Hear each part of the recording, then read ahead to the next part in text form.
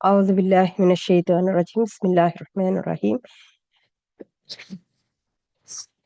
الحمد لله رب العالمين الرحمن الرحيم مالك يوم الدين إياك نعبد وإياك نستعين اهدنا الصراط المستقيم صراط الذين أنعمت عليهم غير المغضوب عليهم ولا الضالين آمين بسم الله الرحمن الرحيم ഇന്ന് സൂറത്തുൽ ഹഷ്ർ മുതലാണ് എടുക്കാനുള്ളത്. ഓക്കെ, സൂറത്തുൽ മുജാദില വരെ ഇന്നലെ എടുത്തു. ഇന്ന് സൂറത്തുൽ ഹഷ്ർ മുതൽ. ഓക്കെ, മദീനയിലാണ് അവതരിച്ചത്. 24 ആയത്തുകളാണുള്ളത്. ഹഷർ എന്ന് പറഞ്ഞാൽ തുരുത്തി ഓടിക്കുക അല്ലെങ്കിൽ നാട് കടത്തുക എന്നുള്ളതിനാണ് ഹഷർ എന്ന് പറയുന്നത്. അതായത് ബനു നദീർ എന്ന യഹൂദി ഗോത്രം ഉണ്ടായിരുന്നു മദീനയിൽ. അവരെ അവിടെ സഹാബികൾ അവരെ അവിടെ നിന്ന് നാട് കടത്തിയ കഥയാണ് ഇതിൽ പറയുന്നത്. ഓക്കെ, ഈ സൂറത്തിന് സൂറത്തുൻ നദീർ എന്നും പേരുണ്ട്. ഓക്കെ, മദീന പരിസരങ്ങളിൽ വസിച്ചിരുന്ന 2 യഹൂദി ഗോത്രങ്ങളായിരുന്നു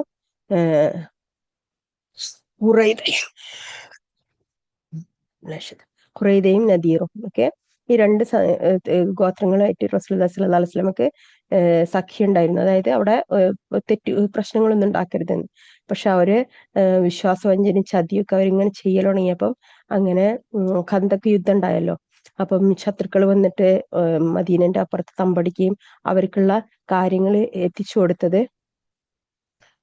ഈ ഖുറൈദ എന്ന് പറഞ്ഞ ഗോത്രമായിരുന്നു. ഓക്കെ, അങ്ങനെ അവരായിട്ട് റസൂലുള്ളാഹി സ്വല്ലല്ലാഹു അലൈഹി വസല്ലമ യുദ്ധം ചെയ്യാൻ വേണ്ടി പുറപ്പെട്ടു. നമ്മൾ അത് സൂറത്തുൽ അഹ്സാബിൽ നമ്മൾ പറഞ്ഞിട്ടുണ്ട്. റസൂലുള്ളാഹി സ്വല്ലല്ലാഹു അലൈഹി വസല്ലമയും സഹാബികളും അത് കഴിയുന്നതോട് കൂടിയിട്ട് അവിടെ നിന്ന് പിന്നെ പുറപ്പെട്ടു. അവരോട് അസ്ർ നിസ്കരിക്കാൻ അവിടെ ചെന്നിട്ട് നിസ്കരിക്കാൻ പാടുള്ളൂ എന്ന് പറഞ്ഞതൊക്കെ നമ്മൾ പഠിച്ചിട്ടുണ്ടായിരുന്നു.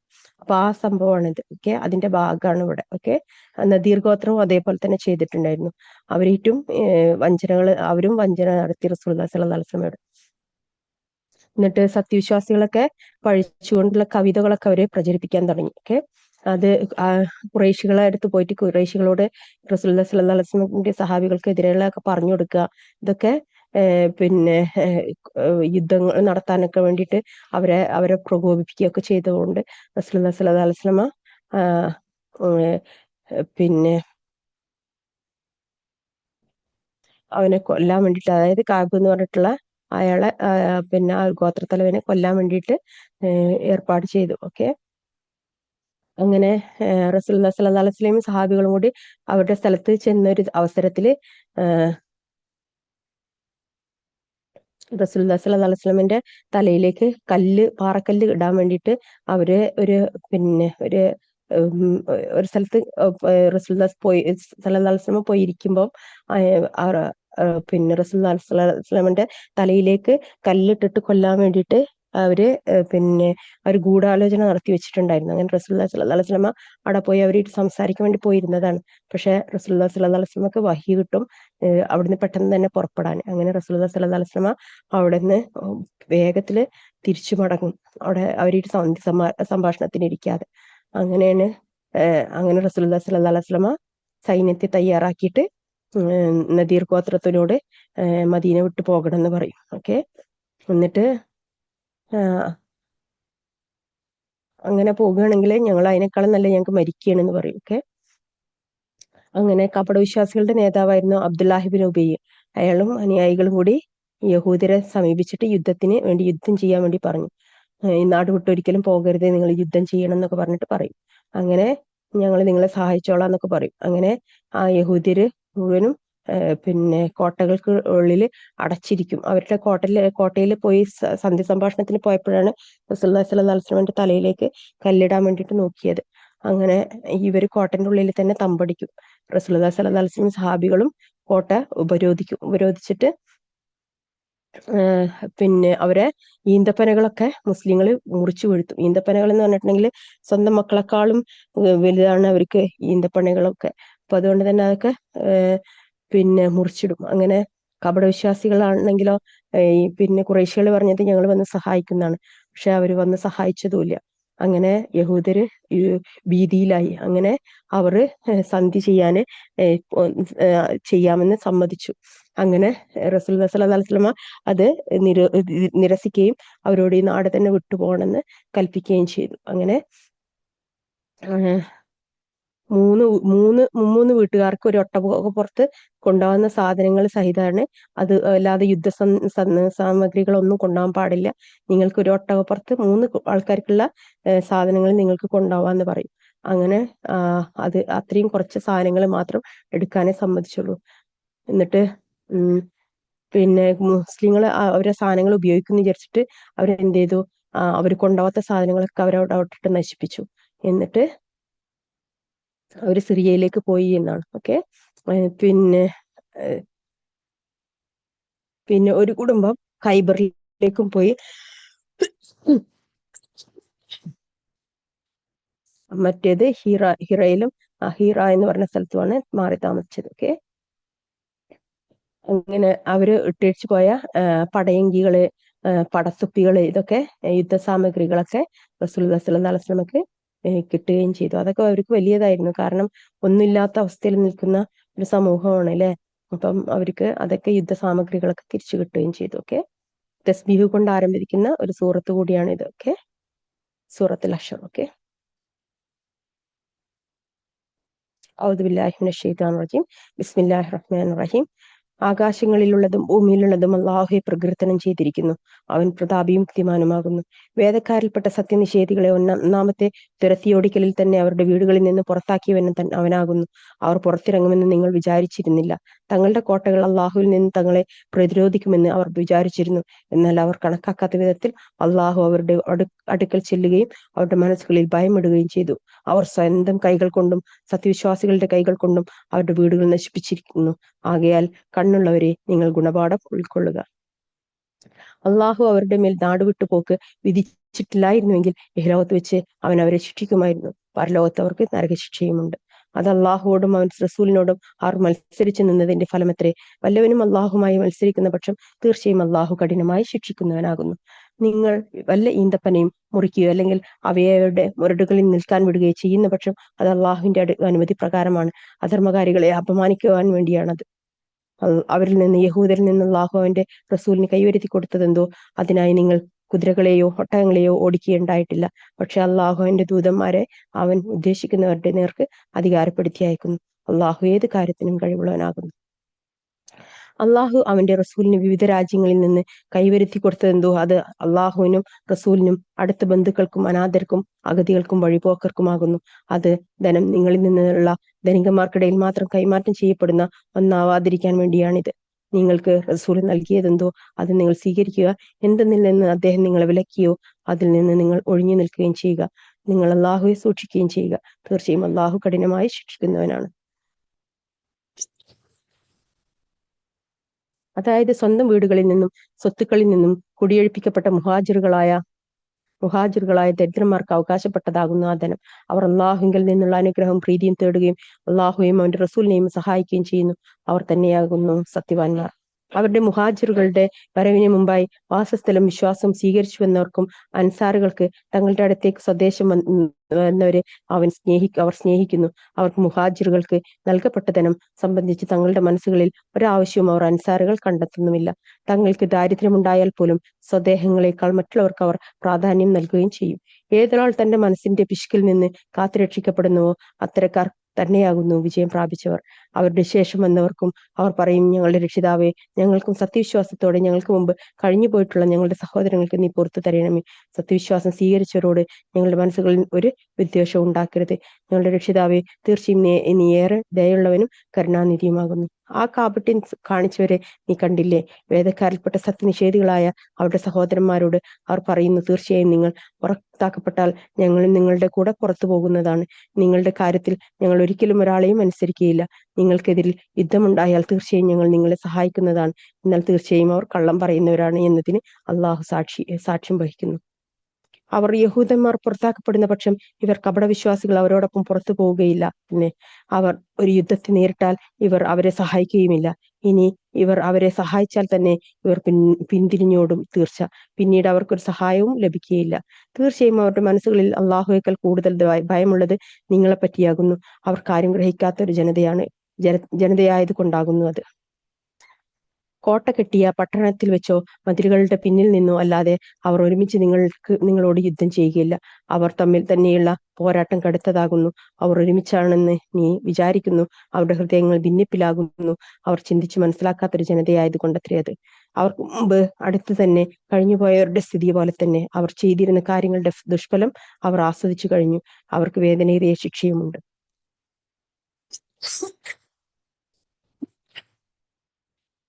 പിശാചിന്റെ അവസ്ഥ പോലെ തന്നെ മനുഷ്യനോട് നീ അവിശ്വാസിയാകൂ എന്ന് അവൻ പറഞ്ഞ സന്ദർഭം. അങ്ങനെ അവൻ അവിശ്വസിച്ച് കഴിഞ്ഞപ്പോൾ പിശാച് പറഞ്ഞു, തീർച്ചയായും ഞാൻ നീയുമായുള്ള ബന്ധത്തിൽ നിന്ന് വിമുക്തനാകുന്നു. തീർച്ചയായും ലോകരക്ഷിതാവായ അള്ളാഹുവെ ഞാൻ ഭയപ്പെടുന്നു. അങ്ങനെ അവർ ഇരുവരുടെയും പര്യവസാനം അവർ നരകത്തിൽ നിത്യവാസികളായി കഴിയുക എന്നതായി തീർന്നു. അതത്രേ അക്രമകാരികൾക്കുള്ള പ്രതിഫലം. സത്യവിശ്വാസികളെ, നിങ്ങൾ അള്ളാഹുവെ സൂക്ഷിക്കുക. ഓരോ വ്യക്തിയും താൻ നാളേക്ക് വേണ്ടി എന്തൊരു മുന്നൊരുക്കമാണ് ചെയ്തു വെച്ചിട്ടുള്ളതെന്ന് നോക്കിക്കൊള്ളട്ടെ. നിങ്ങൾ അള്ളാഹുവെ സൂക്ഷിക്കുക. തീർച്ചയായും അള്ളാഹു നിങ്ങൾ പ്രവർത്തിക്കുന്നതിനെ പറ്റി സൂക്ഷ്മജ്ഞാനമുള്ളവനാകുന്നു. അള്ളാഹുവെ മറന്നു കളഞ്ഞ ഒരു വിഭാഗത്തെ പോലെ നിങ്ങൾ ആകരുത്. തന്മൂലം അള്ളാഹു അവർക്ക് അവരെ പറ്റി തന്നെ ഓർമ്മയില്ലാതാക്കി അക്കൂട്ടർ തന്നെയാകുന്നു ദുർമാർഗികൾ. നരകാവകാശികളും സ്വർഗാവകാശികളും സമമാവുകയില്ല. സ്വർഗാവകാശികൾ തന്നെയാകുന്നു വിജയം നേടിയവർ. ഈ ഖുർആനെ നാം ഒരു പർവ്വതത്തിന്മേൽ അവതരിപ്പിച്ചിരുന്നുവെങ്കിൽ അത് പർവ്വതം വിനീതമാകുന്നതും അള്ളാഹു പറ്റിയുള്ള ഭയത്താൽ പൊട്ടിപ്പിളരുന്നതും നിനക്ക് കാണാമായിരുന്നു. ആ ഉദാഹരണങ്ങൾ നാം ജനങ്ങൾക്ക് വേണ്ടി വിവരിക്കുന്നു, അവർ ചിന്തിക്കുവാൻ വേണ്ടി. താനല്ലാതെ യാതൊരു ആരാധ്യനുമില്ലാത്തവനായ അള്ളാഹുവാണ് അവൻ. അദൃശ്യവും ദൃശ്യവും അറിയുന്നവനാകുന്നു അവൻ. അവൻ പരമകാരുണികനും കരുണാനിധിയുമാകുന്നു. താനല്ലാതെ യാതൊരു ആരാധനയുമില്ലാത്തവനായ അള്ളാഹുവാണ് അവൻ. രാജാധികാരമുള്ളവനും പരിശുദ്ധനും സമാധാനം നൽകുന്നവനും അഭയം നൽകുന്നവനും മേൽനോട്ടം വഹിക്കുന്നവനും പ്രതാപിയും പരമാധികാരിയും മഹത്വമുള്ളവനും ആകുന്നു അവൻ. അവൻ പങ്കുചേർക്കുന്നതിൽ നിന്നെല്ലാം അള്ളാഹു എത്രയോ പരിശുദ്ധൻ. സൃഷ്ടാവും നിർമ്മാതാവും രൂപം നൽകുന്നവനുമായ അള്ളാഹു അത്രേവൻ. അവന് ഏറ്റവും ഉത്തമമായ നാമങ്ങളുണ്ട്. ആകാശങ്ങളിലും ഭൂമിയിലുമുള്ളവ അവന്റെ മഹത്വത്തെ പ്രകീർത്തിക്കുന്നു. അവനത്രേ പ്രതാപിയും ബുദ്ധിമാനും. ഈ അവസാനത്തിൽ കൊടുത്തത് മുഴുവൻ അള്ളാന്റെ ഇസ്മുകളാണ്. അതാണ് നമ്മൾ അസ്മാഉൽ ഹുസ്നയില് നമ്മൾ പഠിക്കുന്ന ഒരുപാട് വല്ല നെയിംസ് ഇതിന്റെ അവസാനത്തിലാണുള്ളത് കേട്ടോ.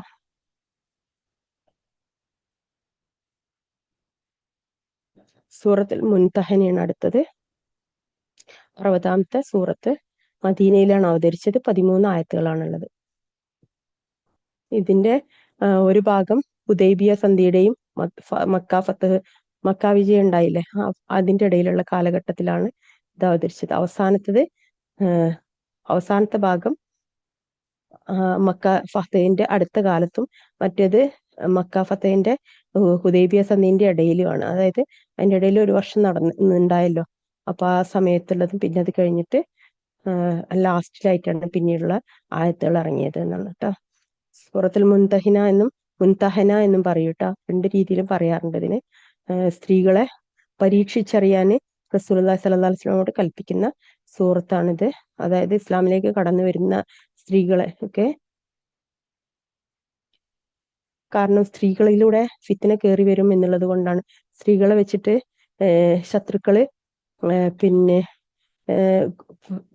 ഇസ്ലാമിന്റെ ആളുകളെ നശിപ്പിക്കാൻ സാധ്യത ഉണ്ട് എന്നുള്ളത് കൊണ്ടാണ് സ്ത്രീകളെ പരീക്ഷിച്ചു നോക്കണം എന്ന് പറയുന്നത്.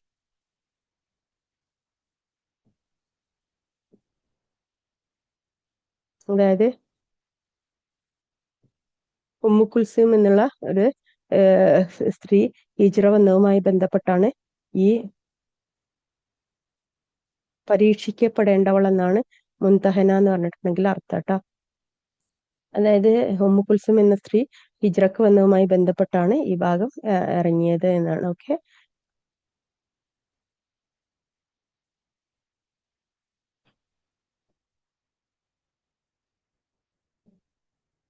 അൽഹംദുലില്ലാഹ്.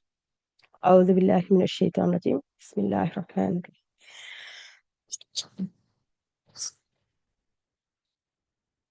ബിസ്മില്ലാഹിർ റഹ്മാനിർ റഹീം.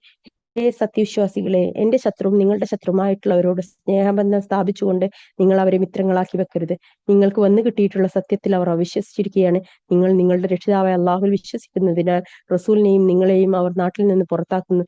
എന്റെ മാർഗത്തിൽ സമരം ചെയ്യുവാനും എന്റെ പ്രീതി തേടുവാനും നിങ്ങൾ പുറപ്പെട്ടിരിക്കുകയാണെങ്കിൽ നിങ്ങൾ അപ്രകാരം സ്ഥാപിക്കരുത്. നിങ്ങൾ അവരുമായി രഹസ്യമായി സ്നേഹബന്ധം സ്ഥാപിക്കുന്നു.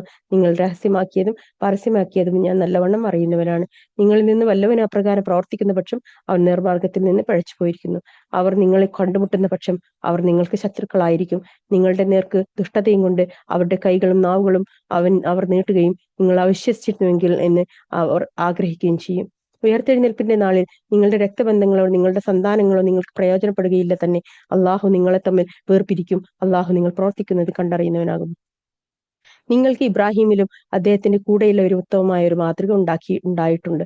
അവർ തങ്ങളുടെ ജനതയോട് പ്രകാരം പറഞ്ഞ സന്ദർഭം, നിങ്ങളുമായും അള്ളാഹുവിന് പുറമെ നിങ്ങൾ ആരാധിക്കുന്നവരുമായുള്ള ബന്ധത്തിൽ നിന്ന് തീർച്ചയായും ഞങ്ങൾ ഒഴിവാകുന്നിരിക്കുന്നു. നിങ്ങളിൽ ഞങ്ങൾ അവിശ്വസിച്ചിരിക്കുന്നു. നിങ്ങൾ അള്ളാഹുവിൽ മാത്രം വിശ്വസിക്കുന്നത് വരെ എന്നേക്കുമായി നിങ്ങളും തമ്മിൽ ശത്രുതയും വിദ്വേഷം പ്രകടമാക്കുകയും ചെയ്തിരിക്കുന്നു. തീർച്ചയായും ഞാൻ താങ്കൾക്ക് വേണ്ടി പാപമോചനം തേടാം. താങ്കൾക്ക് വേണ്ടി അള്ളാഹുവിൽ നിന്ന് യാതൊന്നും എനിക്ക് അധീനപ്പെടുത്താനാവില്ല എന്ന് ഇബ്രാഹിം തന്റെ പിതാവിനോട് പറഞ്ഞ വാക്കൊഴികെ അവർ ഇപ്രകാരം പ്രാർത്ഥിച്ചിരുന്നു: ഞങ്ങളുടെ രക്ഷിതാവേ, നിന്റെ മേൽ ഞങ്ങൾ ബരമേൽപ്പിക്കുകയും നിങ്കലേക്ക് ഞങ്ങൾ മടങ്ങുകയും ചെയ്തിരിക്കുന്നു. നിങ്കലേക്ക് തന്നെയാണ് തിരിച്ചുവരവ്. ഞങ്ങളുടെ രക്ഷിതാവേ, ഞങ്ങൾ നീ സത്യനിഷേധികൾക്ക് പരീക്ഷണത്തിന് ഇരയാക്കരുതേ. ഞങ്ങളുടെ രക്ഷിതാവേ, ഞങ്ങൾക്ക് നീ പുറത്തു തരികയും ചെയ്യണമേ. തീർച്ചയായും നീ തന്നെയാണ് പ്രതാപിയും യുക്തിമാനും. തീർച്ചയായും നിങ്ങൾക്ക് അള്ളാഹുയും അന്ത്യദിനത്തെയും പ്രതീക്ഷിക്കുന്നവർക്ക് അവരിൽ ഉത്തമ മാതൃക ഉണ്ടായിട്ടുണ്ട്. ആരെങ്കിലും തിരിഞ്ഞു കളയുന്ന പക്ഷം തീർച്ചയായും അള്ളാഹു തന്നെയാകുന്നു പരാശ്രയമുക്തനും സ്തുത്യർഹനുമായിട്ടുള്ളവൻ. നിങ്ങൾക്കും അവരിൽ നിന്ന് നിങ്ങൾ ശത്രുത പുലർത്തിയിട്ടുള്ളവർക്കിടയിൽ അള്ളാഹു സ്നേഹബന്ധമുണ്ടാക്കിയേക്കാം. അള്ളാഹു കഴിവുള്ളവനാണ്. അള്ളാഹു ഏറെ പൊറുക്കുന്നവനും കരുണാനിധിയുമാകുന്നു.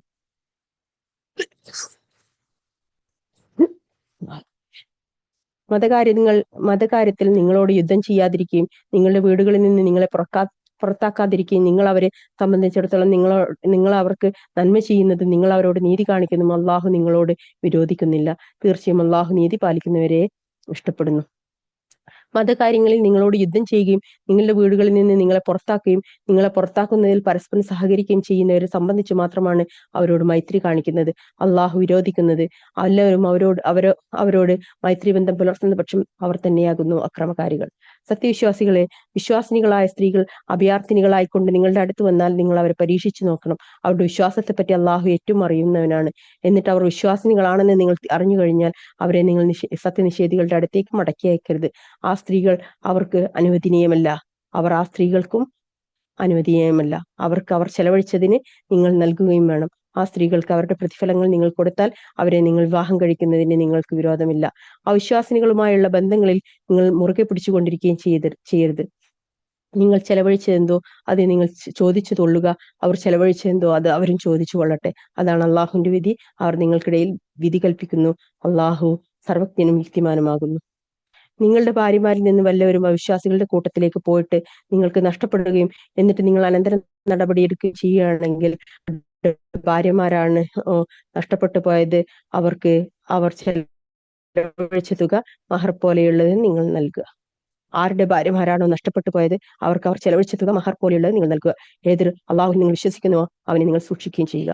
ഓ നബി, താങ്കളോട് അള്ളാഹുവോട് യാതൊന്നിനെയും പങ്കു ചേർക്കുകയില്ലെന്നും മോഷ്ടിക്കുകയില്ലെന്നും വ്യഭിചരിക്കുകയില്ലെന്നും തങ്ങളുടെ മക്കളെ കൊന്നുകളയുകയില്ലെന്നും തങ്ങളുടെ കൈകാലുകൾക്കിടയിൽ വ്യാജവാദം കെട്ടിച്ചമച്ചു കൊണ്ടുവരികയില്ലെന്നും യാതൊരു നല്ല കാര്യത്തിലും നിന്നോട് അനുസരണക്കേട് കാണിക്കുകയില്ലെന്നും നിന്നോട് പ്രതിജ്ഞ ചെയ്തുകൊണ്ട് സത്യവിശ്വാസികൾ നിന്റെ അടുത്ത് വന്നാൽ നീ അവരുടെ പ്രതിജ്ഞ സ്വീകരിക്കുകയും അവർക്ക് വേണ്ടി അള്ളാഹുവോട് പാപമോചനം തേടുകയും ചെയ്യുക. തീർച്ചയായും അള്ളാഹു ഏറെ പൊറുക്കുന്നവനും കരുണാനിധിയുമാകുന്നു. സത്യവിശ്വാസികളെ, അള്ളാഹു കോപിച്ചിട്ടുള്ള ഒരു ജനതയോട് നിങ്ങൾ മൈത്രിയിൽ ഏർപ്പെടരുത്. ഖബറുകളിലുള്ളവരെ സംബന്ധിച്ച് അവിശ്വാസികൾ നിരാശപ്പെട്ടതുപോലെ പരലോകത്തെ പറ്റി അവർ നിരാശപ്പെട്ടു കഴിഞ്ഞിരിക്കുന്നു.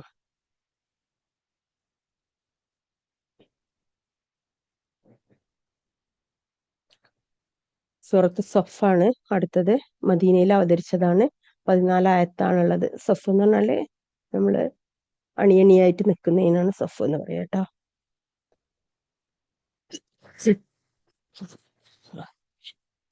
ബിസ്മില്ലാഹിർ റഹ്മാനിർ റഹീം.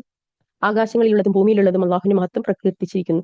അവനാകുന്നു പ്രതാപിയും യുക്തിമാനും. സത്യവിശ്വാസികളെ, നിങ്ങൾ ചെയ്യാത്തത് എന്തിന് നിങ്ങൾ പറയുന്നു? നിങ്ങൾ ചെയ്യാത്തത് നിങ്ങൾ പറയുക എന്നത് അള്ളാഹുവിൽ വലിയ ക്രോധത്തിന് കാരണമായിരിക്കുന്നു. കല്ലുകൾ സുദൃഢമായി സംയോജിപ്പിച്ച ഒരു മതിൽ പോലെ അണിചേർന്നുകൊണ്ട് തന്റെ മാർഗത്തിൽ യുദ്ധം ചെയ്യുന്നവരെ തീർച്ചയായും അള്ളാഹു ഇഷ്ടപ്പെടുന്നു. മൂസ തന്റെ ജനതയോട് ഇപ്രകാരം പറഞ്ഞ സന്ദർഭം ശ്രദ്ധേയമാകുന്നു. എന്റെ ജനങ്ങളെ, നിങ്ങൾ എന്തിനാണ് എന്നെ ഉപദ്രവിക്കുന്നത്? ഞാൻ നിങ്ങളിലേക്കുള്ള അള്ളാഹുവിന്റെ ദൂതനാണെന്ന് നിങ്ങൾക്കറിയാമല്ലോ. അങ്ങനെ അവർ തെറ്റിയപ്പോൾ അള്ളാഹു അവരുടെ ഹൃദയങ്ങളെ തെറ്റിച്ചു കളഞ്ഞു. അള്ളാഹു ദുർമാർഗികളായ ജനങ്ങളെ നേർവഴിയിലാക്കുകയില്ല. മറിയമിന്റെ മകൻ ഈസ പറഞ്ഞ സന്ദർഭവും ശ്രദ്ധേയമാകുന്നു.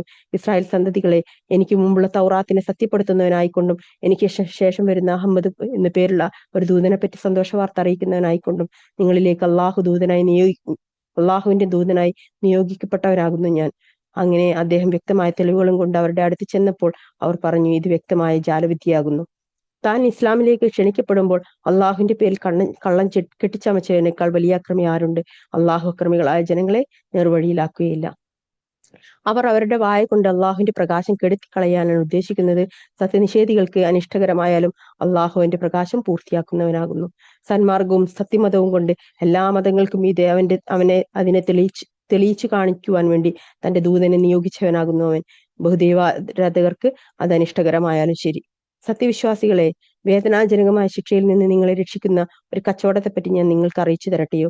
നിങ്ങൾ അള്ളാഹുലും അവന്റെ ദൂതനിലും വിശ്വസിക്കണം. അള്ളാഹുവിന്റെ മാർഗത്തിൽ നിങ്ങളുടെ സ്വത്തുക്കൾ കൊണ്ടും ശരീരങ്ങൾ കൊണ്ടും നിങ്ങൾ സമരം ചെയ്യുകയും വേണം. അതാണ് നിങ്ങൾക്ക് ഗുണകരമായിട്ടുള്ളത്, നിങ്ങൾ അറിവുള്ളവരാണെങ്കിൽ.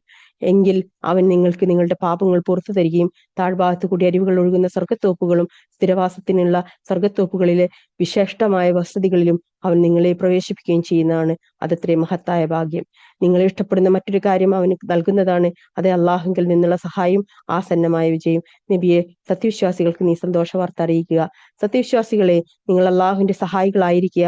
മറിയമിന്റെ മകൻ ഈസ അള്ളാഹുങ്കിലേക്കുള്ള മാർഗത്തിൽ എന്റെ സഹായികളായി ആരുണ്ട് എന്ന് ഹവാരികളോട് ചോദിച്ചതുപോലെ ഹവാരികൾ പറഞ്ഞു, ഞങ്ങൾ അള്ളാഹുവിന്റെ സഹായികളാകുന്നു. അപ്പോൾ ഇസ്രായേൽ സന്തതികളിൽപ്പെട്ട ഒരു വിഭാഗം വിശ്വസിക്കുകയും മറ്റൊരു വിഭാഗം അവിശ്വസിക്കുകയും ചെയ്തു. എന്നിട്ട് വിശ്വസിച്ചവർക്ക് അവരുടെ ശത്രുവിനെതിരിൽ നാം പിൻബലം നൽകുകയും അങ്ങനെ അവർ മികവുറ്റവരായി തീരുകയും ചെയ്തു.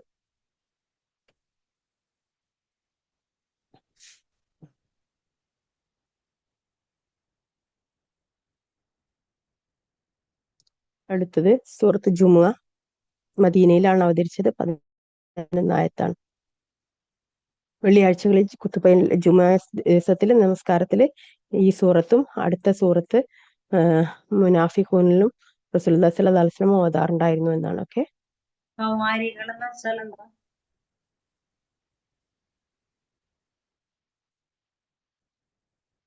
ആഴ്ചയിലെ ഈ 2 സൂറത്തും ജനങ്ങളെ ഓതി കേൾപ്പിക്കുന്നത് മുസ്ലിങ്ങൾക്ക് അവരുടെ ശത്രുക്കളെ കുറിച്ചുള്ള സദാ ജാഗ്രത ഉണ്ടാക്കാനും ജുമയുടെ പ്രാധാന്യം വിസ്മരിക്കപ്പെടാതിരിക്കാനും വേണ്ടിയാണെന്നാണ് പറയുന്നത്. ഓക്കെ, മുനാഫിക്കുകളെ കുറിച്ചിട്ട് എപ്പോഴും നമ്മുടെ ഉള്ളിൽ എപ്പോഴും ഓർമ്മ ഉണ്ടാവണം, ഒരു ബോധം ഉണ്ടാവണം എപ്പോഴും. കാരണം ഏത് സമയത്തും അവര് നമ്മളെ ചതിക്കും, പറ്റിക്കും എന്നുള്ള ഒരു ചിന്ത നമ്മുടെ ഉള്ളിൽ ഉണ്ടായിരുന്നുവെങ്കിൽ ഇന്ന് മുസ്ലിം ഉമ്മത്ത് നേരിടുന്ന, ലോകത്ത് നേരിടുന്ന ഈ പ്രശ്നം, ഈ പ്രയാസം ഉണ്ടാകുമായിരുന്നില്ല. ഒരു സമയത്ത് അവര് പിന്നെ ഈ മുനാഫിക്കുകളെ തിരിച്ചറിയാതെ ചെയ്ത ഒരു തിന്മയുടെ ഫലമാണ് ഇന്ന് കാണുന്ന എല്ലാ തിന്മന്റെയും സ്റ്റാർട്ടിങ് ഉണ്ടായത് അവിടെ നിന്നാണ്.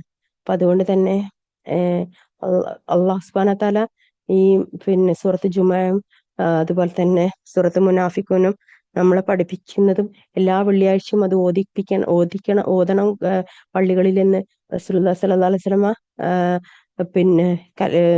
അത് കാണിച്ചു കൊടുത്തതും അത് കാരണം കൊണ്ടാണ്. പക്ഷെ മുസ്ലിം ഉമ്മത്ത് ഏറ്റവും വലിയ പ്രയാസത്തിലേക്ക് പോകാൻ വേണ്ടിയിട്ട് സ്വയം തലവെച്ചു കൊടുത്തു എന്നുള്ളതാണ്.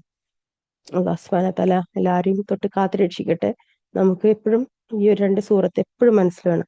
എത്ര തന്നെ നമ്മൾ എത്ര തന്നെ വിശ്വസ്തരാണ് പരസ്പരം എന്നുണ്ടെങ്കിൽ പോലും നമ്മുടെ ഉള്ളിൻ്റെ ഉള്ളിൽ എപ്പോഴും ആ ഒരു തോട്ട് പ്രോസസ്സിങ് എപ്പോഴും വേണം. എപ്പോഴും മുനാഫിക്കാവാന് നമ്മൾ നല്ല സത്യവിശ്വാസിയാണെന്ന് വിചാരിക്കുന്നവരും മുനാഫിക്കാവാനുള്ള സാധ്യതയൊക്കെ എത്രയും പെട്ടെന്നുണ്ടാവും. നമുക്ക് രാവിലെ സത്യവിശ്വാസിയായവന് രാത്രിയിൽ അവന് കപടവിശ്വാസിയായി മാറാം. അള്ളാഹു അലം. അല്ലാഹു സുബ്ഹാനഹു വ തആല ഒരാളെ തൊട്ട് കാത്തുരക്ഷിക്കട്ടെ. അപ്പൊ അതുകൊണ്ട് തന്നെ ഉള്ളില് നമുക്ക് ആ ഒരു ചിന്ത ഇല്ലാതിരിക്കാൻ പാടില്ല എന്നുള്ളതാണ്. അതുകൊണ്ടാണ് ഒരു സത്യവിശ്വാസിയെ 2 പ്രാവശ്യം ഒരേ മാളത്തിൽ നിന്ന് പാമ്പ് കടി ഏൽക്കൂല എന്ന് പറയുന്നത്. കാരണം അവന് ഒരു പ്രാവശ്യം കൊത്ത് കിട്ടുമ്പോൾ തന്നെ അവനക്ക് മനസ്സിലാവണം ഇത് കൊത്താണ് എന്നുള്ളത്. അവന് പിന്നീടും അതിനു വേണ്ടിയിട്ട് കാല് വെച്ച് കൊടുക്കരുത്. ഒരു പ്രാവശ്യം നമ്മൾ ഒരു ഒരു ഒരാളിൽ നിന്നൊരിത് വന്നു കഴിഞ്ഞാൽ പിന്നെ അയാളെ നമ്മൾ വാച്ച് ചെയ്തുകൊണ്ടേ ഇരിക്കണം. ഒരിക്കലും അയാളെ പൂർണ്ണമായിട്ടും നമ്മൾ വിശ്വാസത്തിലെടുക്കാൻ പാടില്ല എന്നുള്ളതാണ് ഇന്ന് മനസ്സിലാക്കേണ്ടത്. അതുപോലെ കളവ് പറയുന്ന ആളുകളെ അവരെയും വിശ്വസിക്കാൻ പാടില്ല എന്നുള്ളതാണ്. സത്യവിശ്വാസി ഒരിക്കലും കളവ് പറയില്ല എന്നാണ്. അപ്പം നമ്മളിൽ ആരെങ്കിലും അങ്ങനെ ഈ ചിലപ്പോൾ സ്ത്രീകൾക്കൊക്കെ ഉള്ള ഒരു പരിപാടിയാണ്, ഇനി കുറേ സംസാരിച്ചു കഴിഞ്ഞാൽ പിന്നെ അതിൻ്റെ ഇടയിൽ കളവുകൾ കയറി. കുറച്ച് സംസാരം കൂടിക്കഴിഞ്ഞാൽ പിന്നെ അവർക്ക് പിന്നെ സ്ഥലകാലബോധമൊക്കെ നഷ്ടപ്പെടും, പിന്നെ കളവും ഒക്കെ വരും. അപ്പം അതുകൊണ്ട് തന്നെ സ്ത്രീകളോട് അതുകൊണ്ടാണ് സംസാരം ചുരുക്കാൻ പറഞ്ഞതിൻ്റെ കാരണം അതാണ്. കാരണം അവരിൽ നിന്ന് തിന്മ കയറി വരാനുള്ള സാധ്യത കൂടും പിന്നീട്. അതുകൊണ്ട് തന്നെ കളവും അതേപോലെ തന്നെ അറിയാതെ കളവൊക്കെ വരും. നമ്മൾ ഉണ്ട് ഇല്ല എന്നുള്ളതിലേക്കൊക്കെ സംസാരിക്കും. നമ്മളോട് എന്തെങ്കിലും ആരെങ്കിലുമൊക്കെ ചോദിച്ചു കഴിഞ്ഞാൽ നമുക്ക് നമ്മൾ സത്യം പറയാനുമുള്ള മടിക്ക് നമ്മൾ കളവ് പറഞ്ഞു പോകും. അതൊക്കെ കൂടുതൽ സംസാരിക്കുമ്പോഴാണ് അതൊക്കെ വരിക. നമ്മൾ കാര്യങ്ങൾ കണ്ട് സംസാരിച്ച് എന്തൊക്കെ സുഖം തന്നെയല്ലേ അങ്ങനെ പറഞ്ഞ് അണ്ട് പോയി കഴിഞ്ഞാൽ തീർന്നു ആ പ്രശ്നം. അതെല്ലാം അവിടെ നിന്നിട്ട് നമ്മൾ കുറേ നേരം സംസാരിക്കാൻ തുടങ്ങിയാൽ പിന്നെ അവിടെ നമുക്ക് ചിലത് മൂടി വെക്കേണ്ടി വരും, ചിലത് കളവ് പറയേണ്ടി വരും. അപ്പോൾ എപ്പോഴും എന്ത് ചെയ്യുക, മിതമായിട്ട് നമ്മൾ സംസാരിച്ചുകൊണ്ട് നല്ല രീതിയിൽ എല്ലാവരായിട്ടും ഒരു ഒരു ഒരു ബന്ധം നിലനിർത്തുക. ഓക്കെ, അപ്പോൾ നമുക്ക് ആ ഒരു കളവും പ്രശ്നമൊന്നും വരൂല ജീവിതത്തിൽ. എപ്പോഴും ആ ഒരു നിലപാടിൽ നമ്മൾ മുന്നോട്ട് പോകാൻ തുടങ്ങിയാൽ നമ്മുടെ ജീവിതത്തിന് ഒരുപാട് സമാധാനം ഉണ്ടാവും. മറ്റുള്ളവരുടെ പ്രശ്നങ്ങളിലും വേണ്ടാത്ത കാര്യങ്ങളിലൊക്കെ പോയി പെട്ട് നമ്മളെ മനസ്സിടങ്ങറാക്കി പ്രയാസപ്പെടുന്നതിനേക്കാളും നല്ലത് നമ്മളെപ്പോഴും ഒരു മിതത്വത്തിൽ നമ്മൾ ആളുകളുമായിട്ട് പെരുമാറുന്നതാണ്. അത് സ്ത്രീകൾ പ്രത്യേകം ശ്രദ്ധിക്കണം. ഓക്കെ, ഇൻഷാ അല്ലാഹ്. ഔദു ബില്ലാഹി മിനശ് ശൈത്വാനിർ റജീം. ബിസ്മില്ലാഹിർ റഹ്മാനിർ റഹീം. രാജാവും പരമപരിശുദ്ധനും പ്രതാപശാലിയും യുക്തിമാനുമായ അള്ളാഹുവെ, ആകാശങ്ങളിലുള്ളതും ഭൂമിയിലുള്ളതും എല്ലാം പ്രകീർത്തിച്ചു കൊണ്ടിരിക്കുന്നു.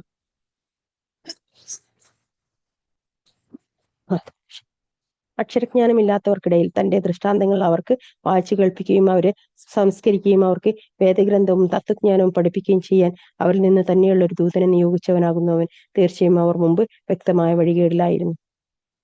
അവരിൽപ്പെട്ട ഇനിയും അവരോടൊപ്പം വന്നു ചേർന്നിട്ടില്ലാത്ത മറ്റുള്ളവരിലേക്കും അദ്ദേഹത്തെ നിയോഗിച്ചിരിക്കുന്നു. അവനാകുന്നു പ്രതാപിയും യുക്തിമാനും. അത് അള്ളാഹുവിന്റെ അനുഗ്രഹമാകുന്നു. അവൻ ഉദ്ദേശിക്കുന്നവർക്ക് അവൻ അത് നൽകുന്നു. അള്ളാഹു മഹത്തായ പ്രതിഫലം നൽകുന്നവനത്രേ. റസൂലുള്ളാഹി സ്വല്ലല്ലാഹു അലൈഹി വസല്ലമയെ നിയോഗിച്ചത് നമ്മള് അന്ന് റസൂലുള്ളാഹി സ്വല്ലല്ലാഹു അലൈഹി വസല്ലമയുടെ കൂടെ അല്ലേ 1400 വർഷങ്ങൾക്ക് ശേഷം ഇപ്പുറം നമ്മൾ നമ്മുടെ റസൂലിനെ പറ്റി പറയുന്നു. അള്ളാഹു അത് ഖുർആനിലൂടെ നമ്മളെ കൊണ്ട് വായിപ്പിക്കുകയും ചെയ്യുന്നു. സുബ്ഹാനല്ലാഹ്, ഇതിലും വലിയൊരു ഒരു മുഅ്ജിസത്ത് വേറെ എന്താ ഉള്ളത് അല്ലേ? സുബ്ഹാനല്ലാഹ്. തൗറാത്ത് സ്വീകരിക്കാൻ ചുമതല ഏൽപ്പിക്കപ്പെടുകയും എന്നിട്ട് അത് ഏറ്റെടുക്കുകയും ചെയ്തവരുടെ യഹൂദരുടെ ഉദാഹരണം ഗ്രന്ഥങ്ങൾ ചുമക്കുന്ന കഴുതയുടേതുപോലെയാകുന്നു. അള്ളാഹുവിന്റെ ദൃഷ്ടാന്തങ്ങൾ നിഷേധിച്ചു കളഞ്ഞ ജനങ്ങളുടെ ഉപമ എത്രയോ ചീത്ത അക്രമികളായ ജനങ്ങളെ അള്ളാഹു സന്മാർഗത്തിലാക്കുകയില്ല. ഇവിടെ തൗറാത്ത്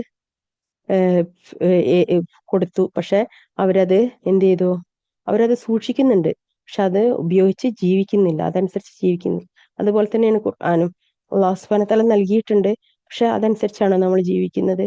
അപ്പം ഈ പറഞ്ഞ തൗറാത്ത് ലഭിച്ച സമൂഹത്തിനെ കുറിച്ച് അള്ളാഹു സുബ്ഹാനഹു വ തആല പറഞ്ഞത് തന്നെ ഖുർആനെ കുറിച്ചിട്ടും പറയും. ഖുർആന് നമ്മള് കൊണ്ട് നടക്കുന്നു. അന്ന് റസൂലുള്ളാഹി സ്വല്ലല്ലാഹു അലൈഹി വസല്ലമയുടെ കാലഘട്ടത്തിൽ ശരിക്കും ഖുർആൻ കൊണ്ട് നടക്കുന്നവര് അവര് സത്യവിശ്വാസികളായിരുന്നു. അവരെ ഒരു കപടത അവർ കാണിച്ചിട്ടില്ല.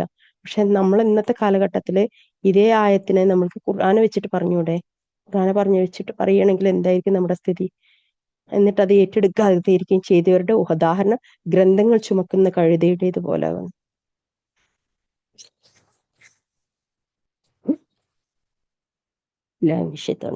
അല്ലെ, നമ്മളൊക്കെ ഗ്രന്ഥങ്ങൾ ചുമക്കുന്ന കഴുതകളാണല്ലേ? ഒരുപാട് ആളുകൾ അള്ളാഹുവിന്റെ ദൃഷ്ടാന്തങ്ങൾ നിഷേധിച്ചു കളഞ്ഞ ജനങ്ങളുടെ ഉപമ എത്രയോ ചീത്ത എന്നാണ്. അക്രമികളായ ജനങ്ങളെ അള്ളാഹു സന്മാർഗത്തിലാക്കുകയില്ല. എനിക്കറിയുന്നൊരു ഞാൻ മുമ്പ് കണ്ടതാണ്. അവരുടെ കല്യാണത്തിന്റെ ഒരു ചടങ്ങാണ്. നമ്മളെ നാട്ടിൽ തന്നെ വേറെ സ്ഥലത്തുള്ളതാണ്. അപ്പൊ അവരുടെ നാട്ടിലൊരു ചടങ്ങാണ്. അതായത് ഖുർആന് ചെക്കന് വിവാഹത്തിന് തലയിലേറ്റിക്കൊണ്ട് പെണ്ണിന്റെ വീട്ടിലേക്ക് കയറിച്ചില്ല. തലയിൽ വെച്ച് കണ്ട് ഖുർആന് ആദ്യം വീട്ടിലേക്ക് കയറ്റുക എന്നാണ് ആ ചടങ്ങിന്റെ പേര്. അല്ലാഹു സുബ്ഹാനഹു വ തആല കാത്തുരക്ഷിക്കുമാറാകട്ടെ ആ സമൂഹത്തിന്. അപ്പം അതൊരു അതൊരു അതൊരു പ്രതീകം തന്നെയാണ്. നമ്മളെ തലയിലുണ്ട് ഖുർആന്. തലയിൽ നമ്മൾ ഏറ്റിക്കൊണ്ട് നടക്കണം. നമ്മുടെ വീട്ടിലെ എവിടെയെങ്കിലുമൊക്കെ കിടക്കുന്നുണ്ടാവും അത്. ചില സ്ഥലത്ത് പൊടി പിടിച്ച് കിടക്കുന്നുണ്ടാവും. ചിലർ വീട്ടില് എടുത്ത് പാരായണം ഉണ്ടാവും. പക്ഷെ അതനുസരിച്ച് ജീവിക്കലൊന്നും ഉണ്ടാവില്ല. ചില സ്ഥലങ്ങളിൽ റമദാനിൽ മാത്രമായിക്കൊണ്ടായിരിക്കും ഖുർആൻ ഉണ്ടാവുക. ഇനി ഇതിപ്പോ ഖുർആൻ റമദാൻ മാസം കഴിഞ്ഞ് കഴിഞ്ഞാൽ അതെവിടെ ഇരിക്കുന്നത് എന്നുള്ളത് നമ്മൾ തന്നെ നമ്മളോട് ചോദ്യം ചെയ്യണം. ഇൻഷാ അല്ലാഹ്. ഇനി ഇങ്ങനെ ആവാൻ പാടില്ല. ഇനി അങ്ങനെ സംഭവിക്കരുത്. അള്ളാഹു സുബ്ഹാനഹു വ തആല നമുക്കിനി ഖുർആന് എല്ലാ ദിവസവും ഒരു കുറച്ചെങ്കിലും ഒരു 5 പേജെങ്കിലും സ്ഥിരമായിട്ട് ഓതുന്നവരുടെ കൂട്ടത്തിൽ അള്ളാഹു സുബ്ഹാനഹു വ തആല നമ്മളെ ഉൾപ്പെടുത്തി അനുഗ്രഹിക്കുമാറാട്ടെ.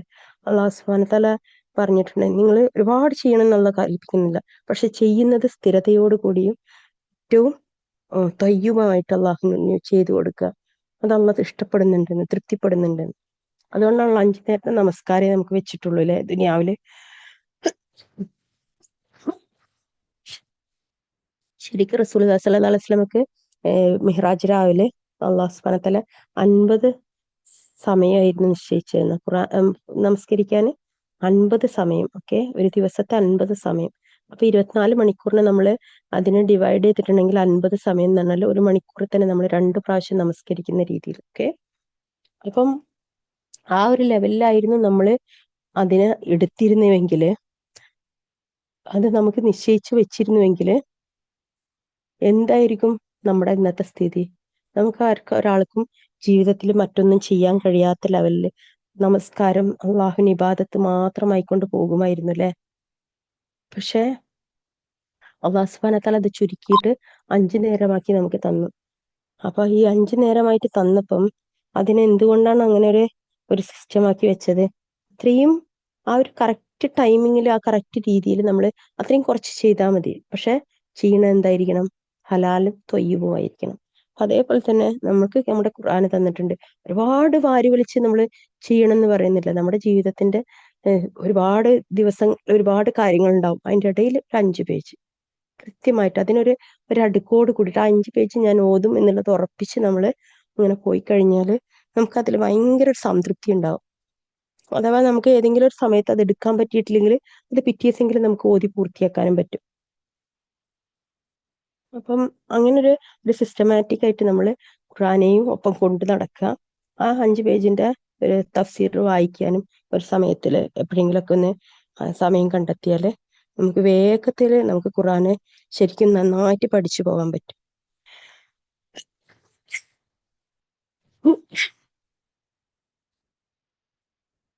എത്ര സമയമെടുത്താലും നമ്മളത് ശരിക്കും മനസ്സിലാക്കി പോവുകയാണെന്നുണ്ടെങ്കിൽ നമുക്ക് പിന്നീട് ഒരു കൊല്ലം ചിലപ്പോൾ എടുക്കുമായിരിക്കും. പക്ഷെ എന്നാലും അടുത്ത റമദാൻ ആകുമ്പോഴേക്കും നമുക്ക് ഓതുന്നതിന്റെ ഒരു സൗന്ദര്യം ഉണ്ടല്ലോ, നമുക്കൊരു സ്വീറ്റ്നെസ്, നമ്മുടെ മനസ്സിലൊരു ഭയങ്കര ഒരു കുളിർമ, ആ കുളിർമ നമുക്ക് അനുഭവപ്പെടും. അപ്പം അത് എല്ലാവരും ഒന്ന് പരീക്ഷിച്ച് നോക്കി. ഇൻഷാ അല്ലാഹ്. ഞാൻ എന്നോട് തന്നെ പറയുന്നത് അല്ലാഹു സുബ്ഹാനഹു വ തആല എല്ലാവർക്കും അതിനുള്ള തൗഫീക്ക് നൽകി അനുഗ്രഹിക്കുമാറാകട്ടെ. ആമീൻ യാ റബ്ബൽ ആലമീൻ. ഇൻഷാ അല്ലാഹ്. ബിസ്മില്ലാഹിർ റഹ്മാനിർ റഹീം. നബിയെ പറയുക, തീർച്ചയായും യഹൂദികൾ ആയിട്ടുള്ളവരെ മറ്റും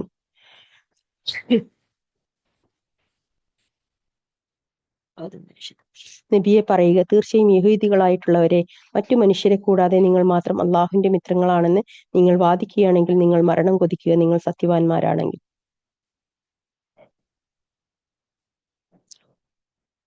എന്നാൽ അവരുടെ കൈകൾ മുൻകൂട്ടി ചെയ്തു വെച്ചതിന്റെ ഫലമായി അവർ ഒരിക്കലും അത് കൊതിക്കുകയില്ല. അള്ളാഹു അക്രമകാരികളെ പറ്റി അറിവുള്ളവനാകുന്നു. ഈ യഹൂദരുടെ ഒരു സ്വഭാവത്തിൽപ്പെട്ടതാണ്, അവർക്ക് ഭയങ്കര ആഗ്രഹമാണ് ഒരുപാട് ആയുസ് കിട്ടുക എന്ന് പറയുന്നത്. 1000 കൊല്ലം ആയുസ് കിട്ടിയാലും അവർക്ക് മതിയാവൂല എന്നാണ്. അവര് ഭയങ്കര ആർത്തിയാണ് അവർക്ക് ജീവിക്കാൻ ഉള്ള ആർത്തി, അതുപോലെ സമ്പത്ത് ഉണ്ടാക്കാനുള്ള ആർത്തി, പിടിച്ചടക്കാനുള്ള ആർത്തി, ഇതൊക്കെ അവരുടെ ബ്ലഡിൽ തന്നെ ഉള്ളതാണ്. അപ്പൊ അതുകൊണ്ട് തന്നെ അവരെ വിശ്വസിക്കരുതെന്ന് അല്ലാഹു സുബ്ഹാനഹു വ തആല കൽപ്പിക്കുമ്പം അതിന്റെ പിന്നിലുള്ള ഹിക്മത്ത് നമ്മൾ ചിന്തിക്കുന്നതിനേക്കാളും അപ്പുറമാണ്. അപ്പം അതൊക്കെ മനസ്സിലാക്കിയിട്ടും മുസ്ലിങ്ങള് അത് അതിനെ അല്ലാഹു സുബ്ഹാനഹു വ തആല പറഞ്ഞ വാക്കിനെ ധിക്കരിച്ചപ്പം അത് ധിക്കരിക്കുകയോ അതോ അവർ മറന്നു കളഞ്ഞതോ അല്ലെങ്കിൽ ഖുർആന് ശരിക്കും നന്നായിട്ട് പഠിക്കാത്തത് കൊണ്ട് അവർക്ക് മനസ്സിലാവാതെ പോയത്, അള്ളാഹു ആലം. എന്ത് തന്നെ ആയാലും ഇബ്ലീസിന്റെ ഒരു കെണിയിൽ അവർ പോയി പെട്ടു എന്ന് പറയുമ്പോൾ, മുസ്ലിങ്ങൾ പോയി പെട്ടു എന്ന് പറയുമ്പം, ഇന്ന് ആ മുസ്ലിം ഉമ്മത്ത് ഒന്നുമല്ലാതായി പോയി എന്ന് പറയുമ്പം അത്രത്തോളം ഭീകരമാണ് അള്ളാഹു സുബ്ഹാനഹു വ തആല കൽപ്പിക്കുന്ന ഒരു കാര്യത്തിന്റെ ആഫ്റ്റർ എഫക്റ്റ് എന്ന് നമ്മൾ ആലോചിച്ചാൽ മതി. അള്ളാഹു സുബ്ഹാനഹു വ തആല ഒരു കാര്യം ചെയ്യരുത് എന്ന് പറഞ്ഞു കഴിഞ്ഞാൽ ചെയ്യരുത് എന്ന് തന്നെയാണ്. ഒരിക്കലും അതില് കൈകടത്താൻ പോകാതിരിക്കുക നല്ലത്. കാരണം നമ്മൾ ശരിക്കും അത് നമ്മൾ അള്ളാഹിനായിട്ട് യുദ്ധം ചെയ്യുന്നതിന് തുല്യമാണ്. അപ്പോൾ അതുകൊണ്ട് തന്നെ എല്ലാവരും ഇതൊക്കെ പ്രത്യേകിച്ച് ശ്രദ്ധിക്കണം. നമ്മൾ പലപ്പോഴും നമ്മൾ പലിശ, അതുപോലെ തന്നെ നമ്മൾ പലിശയുമായിട്ട് ബന്ധപ്പെടുമ്പം നമ്മൾ ചിലപ്പോൾ വിചാരിക്കും വീട് വെക്കാൻ ഭയങ്കര ബുദ്ധിമുട്ടായിരിക്കും. ചിലപ്പോൾ അള്ളാഹ് പരീക്ഷിച്ചു കൊണ്ടേയിരിക്കും. നമുക്ക് വീട് ചോർന്നൊലിക്കുന്നതൊക്കെ നമുക്ക് അനുഭവപ്പെടും. പക്ഷേ ആ ഒരു വീട് നമ്മൾ കെട്ടാൻ വേണ്ടിയിട്ട് നമ്മൾ ലോൺ എടുക്കുന്നതോട് കൂടിയിട്ട് നമ്മൾ ശരിക്കും നമ്മളെ ജീവിതത്തില് ചിലപ്പോൾ ഭർത്താവ് ഗൾഫിൽ പോയിട്ടുണ്ടാവും. ഗൾഫിൽ പോയി എന്തെങ്കിലും ഒരു സമ്പാദ്യം തുടങ്ങിയിട്ടുണ്ടാവും, ജീവിക്കാൻ ഒരു മാർഗമായിട്ടുണ്ടാവും. അപ്പം പെട്ടെന്ന് വീട് വെക്കുക എന്നുള്ളതായിരിക്കും ഏറ്റവും ആദ്യത്തെ ആവശ്യം. അപ്പൊ അതിന് വേഗത്തിൽ ഭർത്താവ് പൈസ ആക്കി വരുമ്പോത്തിന് 2-3 കൊല്ലം എടുക്കുമല്ലോ. അപ്പൊ പിന്നെ ഭർത്താവിന് ജോലിയുണ്ട്. അപ്പൊ പിന്നെ അതിന്ന് കുറേശ്ശെ കുറേശ്ശെ കൊടുത്താൽ മതിയാവും. ഒരു ലോൺ എടുത്താല് വേഗത്തിൽ വീടാവുമല്ലോ. നമ്മൾ നോർമലായിട്ട് ചിന്തിക്കുന്ന ഒരു കാര്യമാണ്. പക്ഷെ സുബ്ഹാനല്ലാഹ്, എന്ന് നിങ്ങൾ ആ ലോൺ എടുക്കുന്നു അന്ന് ഭർത്താവിന്റെ ജീവിതത്തിലെ ബറക്കത്ത് അതോട് കൂടിയിട്ട് നഷ്ടപ്പെടും. കിട്ടുന്ന പൈസ തികയാതെയാവും. നിങ്ങൾക്ക് അയച്ചു തരുന്നതിൽ നിന്ന് നിങ്ങൾക്ക് ലോൺ അടക്കാനുള്ളത് തികയാതെയാവും. പല പല പല ആവശ്യങ്ങളുമായിട്ട് പിന്നെ പിന്നെ പിന്നെ ഓരോ കാര്യങ്ങൾ വരും. അസുഖങ്ങളായിരിക്കും, അല്ലെങ്കിൽ വേറെ എന്തെങ്കിലും ആയിരിക്കും, ഭർത്താവിനവിടെ ജോലി നഷ്ടപ്പെട്ടതായിരിക്കും. എന്തെങ്കിലുമൊക്കെ ആയിട്ട് ആ ജീവിതമാർഗങ്ങളാണ് തടയപ്പെടും. അല്ലെങ്കിൽ ജീവിതമാർഗം കിട്ടുന്നത് തികയാതെയാവും. അല്ലെങ്കിൽ അസുഖങ്ങൾ കൊണ്ട് വേറെ എന്തെങ്കിലും ഒരു കഷ്ടപ്പാട് അതിൻ്റെ ഇടയിൽ വരും. അപ്പോൾ ലോൺ അടക്കാൻ പറ്റാതെയാവും. പിന്നീട് അത് ജപ്തിയിലേക്ക് പോകും. അപ്പം ഇതൊക്കെ അള്ളാഹ് മുൻകൂട്ടി പറഞ്ഞു തന്നിട്ടുണ്ട്. നിങ്ങൾ ചെയ്യരുത്, അതിലേക്ക് പോകാൻ പാടില്ല. നിങ്ങൾക്ക് അതിനേക്കാളും നല്ല ക്ഷമയോട് കൂടി കാത്തിരിക്കലാണ് അതൊക്കെ പറഞ്ഞുതരും. എന്നാലും പല ആളുകളും അതിൽ പോയിപ്പെടും. ഏറ്റവും കൂടുതൽ പോയിപ്പെടല് പുരുഷന്മാരല്ല, സ്ത്രീകളാണ് അതിന് പുരുഷന്മാർക്ക് ഒത്താശ ചെയ്തു കൊടുക്കുക. പുരുഷന്മാര് നേരിട്ട് അതിലേക്ക് പെട്ടെന്ന് പോകുന്നില്ല. സ്ത്രീകൾ ഇങ്ങനെ കുത്തുവാക്കുകൾ പറഞ്ഞിട്ടും, വീടില്ലാത്തതിനെ പറ്റി പറഞ്ഞിട്ടും, പിന്നെ സൗകര്യമില്ലാത്തതിനെ പറ്റി പറഞ്ഞിട്ടും ഒക്കെ പുരുഷന്മാരെ ഇങ്ങനെ സ്ക്രൂ ചെയ്ത് അവസാനം അവർ അതിൽ പോയി പെട്ട് കഴിഞ്ഞാൽ അപ്പൊ അവള് പറയും, നിങ്ങളോട് ആരിപ്പോ ചെയ്യാൻ പറഞ്ഞ്, ഞാൻ പറഞ്ഞെന്ന് വിചാരിച്ച് നിങ്ങൾ അതിന് പോയി വീഴേണ്ട കാര്യമില്ലല്ലോ, നിങ്ങൾക്ക് പറഞ്ഞുകൂടിയിരുന്നു. എന്നാല് പറ്റൂല എന്നുണ്ടെന്നുണ്ടെങ്കിൽ ഇന്നെ കുറ്റപ്പെടുത്തണ്ടെന്ന് പറയും. ഇബ്ലീസ് പറയുന്ന അതേ വാക്കാണ്. ഇബ്ലീസ് നാളെ പരലോകത്ത് വെച്ചും പറയുന്നത് അതാണ്.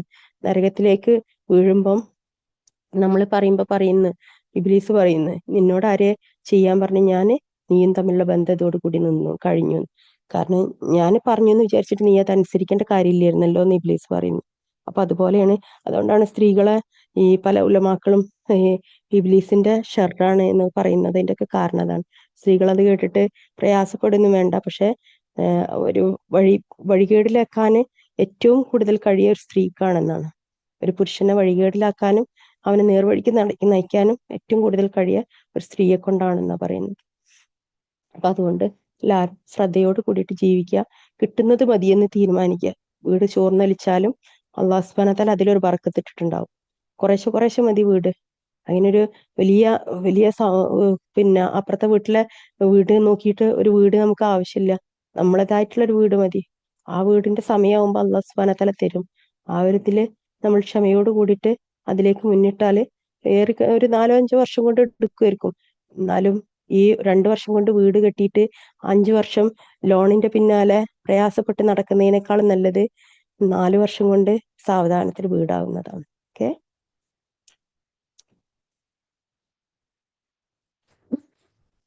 ഭർത്താക്കന്മാരുടെ അടുത്ത് നമ്മൾ അത് ക്ഷമയോട് കൂടിയിട്ട് നിൽക്കാനും ഒക്കെ നമ്മൾ പറഞ്ഞു കഴിഞ്ഞാൽ അവർ നല്ലപോലെ കേൾക്കും. നമ്മുടെ ക്ഷമകേട് കൊണ്ടും പൊറുതികേട് കൊണ്ടുമാണ് അവർ വേഗത്തിൽ വീടൊക്കെ വെക്കാൻ വേണ്ടിയിട്ടൊക്കെ ഇങ്ങനത്തെ പരിപാടികൾക്ക് പോകുന്നത്. നമ്മൾ വീട്ടിലെ അമ്മായിമ്മ ഭയങ്കര ബുദ്ധിമുട്ടിക്കലാണ്, പ്രയാസപ്പെടുത്തലാണ്, നാത്തൂന്റെ പോര അങ്ങനെയാണ്, അതൊക്കെ ആയിരിക്കും കാരണങ്ങൾ പറയുന്നത്. പക്ഷെ അതൊക്കെ ഈസി ആയിരിക്കും. നിങ്ങൾ ഒരു ലോൺ എടുത്ത് വീട് വെച്ചിട്ട് അതിന്റെ പിന്നാലെ നടന്ന് നിങ്ങൾ ജീവിതം കളയുന്നതിനേക്കാളും ഈസിയാണ് അമ്മായിമ്മന്റെ കുറച്ച് ദിവസത്തെ പ്രയാസം സഹിക്കുന്നത്. ഓക്കെ. ഔദു ബില്ലാഹി മിനശ് ശൈത്വാനിർ റജീം. ബിസ്മില്ലാഹിർ റഹ്മാനിർ റഹീം. നബിയെ പറയുക, തീർച്ചയായും ഏതൊരു മരണത്തിൽ നിന്ന് നിങ്ങൾ ഓടി അകലുന്നുവോ അത് തീർച്ചയായും നിങ്ങളുമായി കണ്ടുമുട്ടുന്നതാണ്. പിന്നീട് അദൃശ്യവും ദൃശ്യവും അറിയുന്നവന്റെ അടുക്കിലേക്ക് നിങ്ങൾ മടക്കപ്പെടുകയും ചെയ്യും. അപ്പോൾ നിങ്ങൾ പ്രവർത്തിച്ചു കൊണ്ടിരിക്കുന്നതിനെ പറ്റി അവൻ നിങ്ങളെ വിവരമറിയിക്കുന്നതാണ്. സത്യവിശ്വാസികളെ, വെള്ളിയാഴ്ച നമസ്കാരത്തിലേക്ക് വിളിക്കപ്പെട്ടാൽ അള്ളാഹുവെ പറ്റിയുള്ള സ്മരണയിലേക്ക് നിങ്ങൾ വേഗത്തിൽ വരികയും വ്യാപാരം ഒഴിവാക്കുകയും ചെയ്യുക. അതാണ് നിങ്ങൾക്ക് ഉത്തമം, നിങ്ങൾ കാര്യം മനസ്സിലാക്കുന്നുവെങ്കിൽ. വെള്ളിയാഴ്ചയിൽ ഉച്ച സമയത്ത് കച്ചവടങ്ങൾ സ്റ്റോപ്പ് ചെയ്യണം എന്നുള്ളതാണ് ഇസ്ലാമിന്റെ റൂള്. ഓക്കെ, വെള്ളിയാഴ്ച കേട്ടോ. അത് പുരുഷന്മാർക്കാണ്. അവര് കച്ചവടങ്ങൾ നിർത്തിവെച്ചിട്ട് അവര് പള്ളിയിലേക്ക് അള്ളാഹുവിന്റെ ഉത്തരം നൽകണമെന്ന്. അതിന്റെ പിന്നിലെ ഹിക്മത്ത്, മുസ്ലിം ഉമ്മത്ത് ഒരുമിച്ച് കൂടണം ഒരു ദിവസമെങ്കിലും. അവര് തമ്മിൽ അങ്ങോട്ടും ഇങ്ങോട്ടും സംസാരങ്ങൾ നടക്കണം. ലോകം മുഴുവനും മുസ്ലിം ഉമ്മത്ത് ഒരുമിച്ചായിരിക്കണം എന്നാണ്. അപ്പം അത് നമ്മൾ കേൾക്കുകയും അനുസരിക്കുകയും ചെയ്യുക. കടകൾ അടക്കണം, അതായത് കച്ചവടം നിർത്തണം എന്ന് പറഞ്ഞാൽ കച്ചവടം നിർത്തുക. ഓക്കെ, ഇൻഷാ അല്ലാഹ്. അങ്ങനെ നമസ്കാരം നിർവഹിക്കപ്പെട്ടു കഴിഞ്ഞാൽ നിങ്ങൾ ഭൂമിയിൽ വ്യാപിച്ചു കൊള്ളുകയും അള്ളാഹുവിന്റെ അനുഗ്രഹത്തിൽ നിന്ന് തേടിക്കൊള്ളുകയും ചെയ്യുക. നിങ്ങൾ അള്ളാഹു ധാരാളമായി ഓർക്കുകയും ചെയ്യുക. നിങ്ങൾ വിജയം പ്രാപിച്ചേക്കാം.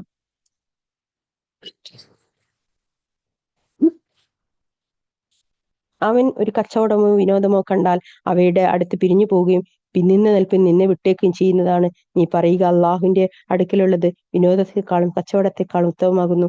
അള്ളാഹു ഉപജീവനം നൽകുന്നവർ ഏറ്റവും ഉത്തമനാകുന്നു. അതായത് കച്ചവട ഇത് കണ്ടിട്ടുണ്ടെങ്കിൽ അവര് പിന്നെ നമസ്കാരം വിട്ടിട്ട് ഓടിപ്പോകുന്നു. അപ്പം അങ്ങനെ ചെയ്യേണ്ടതില്ല. അള്ളാഹു അവൻക്ക് കൽപ്പിച്ച ജീവിതമാർഗം അവന്റെ അടുത്തേക്ക് തന്നെ കൊണ്ടുവരുന്നതാണ്. നമ്മള് നമസ്കാരത്തിന് വിട്ടിട്ട് നമ്മള് പിന്നെ കച്ചവടത്തിനെ വലുതാക്കേണ്ട കാര്യമില്ല. നമ്മൾ നമസ്കാരം കഴിഞ്ഞതിന് ശേഷം കച്ചവടത്തിലേക്ക് പോയാലും നമുക്ക് കിട്ടാനുള്ള ബർക്കത്ത് അള്ളാഹു സുബ്ഹാനഹു വ തആല ഉറപ്പായിട്ട് നൽകും എന്നുള്ളതാണ്. ഓക്കെ, സൂറത്തുൽ മുനാഫിഖൂന് കപട വിശ്വാസികളാണ് എന്നാണ് അതിന്റെ അർത്ഥം. മദീനയിലാണ് അവതരിച്ചത്. 11 ആയത്താണ് കേട്ടോ.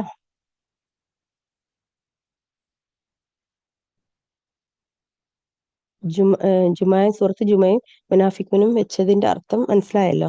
നമസ്കാരത്തിലേക്ക് വരാൻ വേണ്ടിയിട്ടുള്ള കൽപ്പനയും അതുപോലെ തന്നെ മുസ്ലിം ഉമ്മത്ത് എപ്പോഴും എന്ത് ചിന്തിക്കണം, മുനാഫിക്കുകളെ കുറിച്ചുള്ള അറിവ് എപ്പോഴും മുസ്ലിം ഉമ്മത്തിന്റെ ഉള്ളിൽ ഉണ്ടാവണം എന്നുള്ളതാണ്. ബിസ്മില്ലാഹിർ റഹ്മാനിർ റഹീം. കപട വിശ്വാസികൾ നിന്റെ അടുത്ത് വന്നാൽ അവർ പറയും, തീർച്ചയായും താങ്കൾ അള്ളാഹുവിന്റെ ദൂതനാണെന്ന് ഞങ്ങൾ സാക്ഷ്യം വഹിക്കുന്നു. അള്ളാഹുവിനറിയാം തീർച്ചയായും നീ അവന്റെ ദൂതനാണെന്ന്. തീർച്ചയായും മുനാഫിക്കുകൾ കപടന്മാർ കള്ളം പറയുന്നവരാണ് എന്ന് അള്ളാഹു സാക്ഷ്യം വഹിക്കുന്നു. അവർ അവരുടെ ശബ്ദങ്ങളെ ഒരു പരിചയാക്കിയിരിക്കുകയാണ്. അങ്ങനെ അവർ അള്ളാഹുവിന്റെ മാർഗത്തിൽ നിന്ന് ജനങ്ങളെ തടഞ്ഞിരിക്കുന്നു. തീർച്ചയായും അവർ പ്രവർത്തിക്കുന്നത് എത്രയോ ചീത്ത തന്നെ. അത് അവർ ആദ്യം വിശ്വസിക്കുകയും പിന്നീട് അവിശ്വസിക്കുകയും ചെയ്തതിന്റെ ഫലമത്രേ. അങ്ങനെ അവരുടെ ഹൃദയങ്ങളിൽ മേൽ മുദ്ര വഹിപ്പിക്കപ്പെട്ടിരിക്കുന്നു. അതിനാൽ അവർക്ക് ആരും ഗ്രഹിക്കുകയില്ല. നീ അവരെ കാണുകയാണെങ്കിൽ അവരുടെ ശരീരങ്ങൾ നിന്നെ അത്ഭുതപ്പെടുത്തും. അവർ സംസാരിക്കുന്ന പക്ഷം നീ അവരുടെ വാക്ക് കേട്ടിരുന്നു പോകും. അവർ ചാരി വെക്കപ്പെട്ട മരത്തടികൾ പോലെയാകുന്നു. എല്ലാ ഒച്ചയും തങ്ങൾക്കെതിരാണെന്ന് അവർ വിചാരിക്കും. അവരാകുന്നു ശത്രു. അവരെ സൂക്ഷിച്ചുകൊള്ളുക. അള്ളാഹു അവരെ നശിപ്പിക്കട്ടെ. എങ്ങനെയാണ് അവർ വഴിതെറ്റിക്കപ്പെടുന്നത്? നിങ്ങൾ വരൂ, അള്ളാഹുവിന്റെ ദൂതൻ നിങ്ങൾക്ക് വേണ്ടി പാപമോചനത്തിന് പ്രാർത്ഥിച്ചുകൊള്ളുമെന്ന് അവരോട് പറയപ്പെട്ടാൽ അവർ അവരുടെ തല തിരിച്ചു കളയും. അവർ അഹങ്കാരം നടിച്ചുകൊണ്ട് തിരിഞ്ഞു പോവുകയും നിനക്ക് കാണുകയും ചെയ്യാം. നീ അവർക്ക് വേണ്ടി പാപമോചനത്തിന് പ്രാർത്ഥിച്ചാലും പ്രാർത്ഥിച്ചിട്ടില്ലെങ്കിലും അവരെ സംബന്ധിച്ചിടത്തോളം സമമാകുന്നു. അള്ളാഹു ഒരിക്കലും അവർക്ക് പൊറത്തു കൊടുക്കുകയില്ല. തീർച്ചയായും അള്ളാഹു ദുർമാർഗികളായ ജനങ്ങളെ നേർവഴിയിലാക്കുകയുമില്ല. അള്ളാഹുവിന്റെ ദൂതന്റെ അടുക്കലുള്ളവർക്ക് വേണ്ടി അവർ അവിടെ നിന്ന് പിരിഞ്ഞു പോകുന്നത് വരെ നിങ്ങൾ ഒന്നും ചെലവ് ചെയ്യരുത് എന്ന് പറയുന്നവരാകുന്നു അവർ. അള്ളാഹുവിൻ്റെതാകുന്നു ആകാശങ്ങളിലും ഭൂമിയിലുള്ളതും അള്ളാഹുവിൻ്റെതാകുന്നു ആകാശങ്ങളിലെയും ഭൂമിയിലെയും ഖജനാവുകൾ. പക്ഷെ കപടന്മാർ കാര്യം ഗ്രഹിക്കുന്നില്ല. അവർ പറയുന്നു, ഞങ്ങൾ മദീനയിലേക്ക് മടങ്ങിച്ചെന്നാൽ കൂടുതൽ പ്രതാപമുള്ളവർ നിന്ദ്യരായവരെ പുറത്താക്കുക തന്നെ ചെയ്യുമെന്ന്. അള്ളാഹുവിനും അവന്റെ ദൂതനും സത്യവിശ്വാസികൾക്കുമാകുന്നു പ്രതാപം. പക്ഷേ കപടവിശ്വാസികൾ കാര്യം മനസ്സിലാക്കുന്നില്ല. സത്യവിശ്വാസികളെ, നിങ്ങളുടെ സ്വത്തുക്കളും സന്താനങ്ങളും അള്ളാഹു പറ്റിയുള്ള സ്മരണയിൽ നിന്ന് നിങ്ങളുടെ ശ്രദ്ധ തിരിച്ചുവിടാതിരിക്കട്ടെ. ആർ അങ്ങനെ ചെയ്യുന്നുവോ അവർ തന്നെയാണ് നഷ്ടക്കാർ. നിങ്ങളിൽ ഓരോരുത്തർക്കും മരണം വന്നെത്തുന്നതിന് മുമ്പായി നിങ്ങൾക്ക് നാം നൽകിയതിൽ നിന്ന് നിങ്ങൾ ചെലവഴിക്കുകയും ചെയ്യുക. അന്നേരത്ത് അവൻ ഇപ്രകാരം പറഞ്ഞേക്കും, എന്റെ രക്ഷിതാവേ, അടുത്ത അവധി വരെ നീ എനിക്ക് എന്താണ് നീട്ടിത്തരാത്തത്? എങ്കിൽ ഞാൻ ദാനം നൽകുകയും സജ്ജനങ്ങളുടെ കൂട്ടത്തിലാവുകയും ചെയ്യുന്നതാണ്. ഒരാൾക്കും തങ്ങളുടെ അവധി വന്നെത്തിയാൽ അള്ളാഹു നീട്ടിക്കൊടുക്കുകയില്ല. അള്ളാഹു നിങ്ങൾ പ്രവർത്തിക്കുന്നതിനെ പറ്റി സൂക്ഷ്മമായി അറിയുന്നവനാകുന്നു.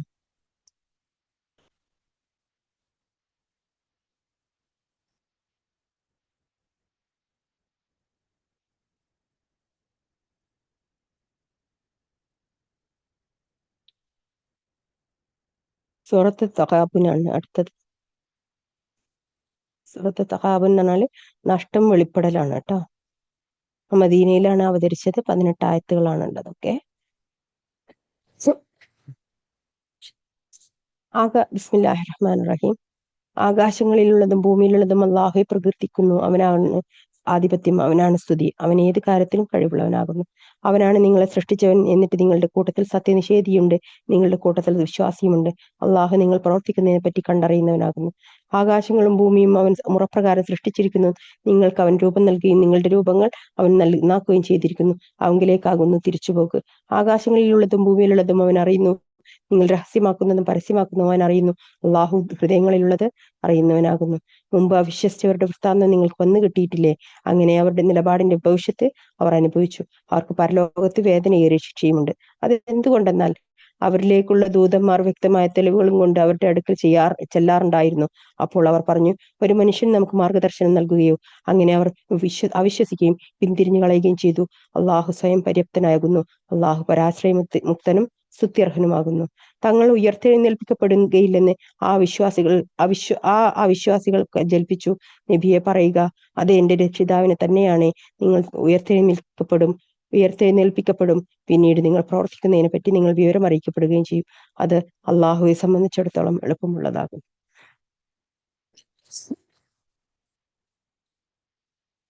അതിനാൽ നിങ്ങൾ അള്ളാഹുലും അവന്റെ ദൂതനിലും നാം അവതരിപ്പിച്ച പ്രകാശത്തിലും വിശ്വസിച്ചു കൊള്ളുക. അള്ളാഹു നിങ്ങൾ പ്രവർത്തിക്കുന്നതിനെ പറ്റി സൂക്ഷ്മമായി അറിയുന്നവനാണ്. ആ സമ്മേളന ദിനത്തിന് നിങ്ങളെ അവൻ ഒരുമിച്ച് കൂട്ടുന്ന ദിവസം ശ്രദ്ധേയമാകുന്നു. അതാണ് നഷ്ടം വെളിപ്പെടുന്ന ദിവസം. അതാണ് ഈ വാക്കിന്റെ അർത്ഥം കേട്ടോ. നഷ്ടം വെളിപ്പെടുന്ന ദിവസം. ഓക്കെ. ആർ അള്ളാഹുൽ വിശ്വസിക്കുകയും സൽക്കർമ്മം പ്രവർത്തിക്കുകയും ചെയ്യുന്നുവോ അവന്റെ പാപങ്ങൾ അള്ളാഹു മായ്ച്ചു കളയുകയും താഴ്ഭാഗത്തു കൂടി അരുവികൾ ഒഴുകുന്ന സ്വർഗത്തോപ്പുകളിൽ അവനെ പ്രവേശിപ്പിക്കുകയും ചെയ്യുന്നതാണ്. അതിൽ സ്വർഗത്തിൽ അവർ നിത്യവാസികളായിരിക്കും. അതത്ര മഹത്തായ ഭാഗ്യം. അവിശ്വസിക്കുകയും നമ്മുടെ ദൃഷ്ടാന്തങ്ങൾ നിഷേധിച്ചു തള്ളുകയും ചെയ്തവരാകട്ടെ, അവരാണ് നരകാവകാശികൾ. അവരതിൽ നിത്യവാസികളായിരിക്കും. അവർ ചെയ്യുന്ന സ്ഥലം വളരെ ചീത്ത തന്നെ. അള്ളാഹുവിന്റെ അനുമതി പ്രകാരമായിട്ടല്ലാതെ യാതൊരു വിപത്തും ബാധിച്ചിട്ടില്ല. വല്ലവനും അള്ളാഹുൽ വിശ്വസിക്കുന്ന പക്ഷം അവന്റെ ഹൃദയത്തെ അവൻ നേർവഴിയാക്കുന്നതാണ്. അള്ളാഹു ഏത് കാര്യത്തെപ്പറ്റിയും അറിവുള്ളവനാകുന്നു. അള്ളാഹുവിനെ നിങ്ങൾ അനുസരിക്കുക, റസൂലിനെയും നിങ്ങൾ അനുസരിക്കുക. ഇനി നിങ്ങൾ പിന്തിരിയുന്ന പക്ഷം നമ്മുടെ റസൂലിന്റെ ബാധ്യത വ്യക്തമായ പ്രബോധനം മാത്രമാകുന്നു. അള്ളാഹു അവനല്ലാതെ യാതൊരു ദൈവവുമില്ല. അള്ളാഹുവിന്റെ മേലാകട്ടെ സത്യവിശ്വാസികൾ ഭരമേൽപ്പിക്കേണ്ടത്. സത്യവിശ്വാസികളെ,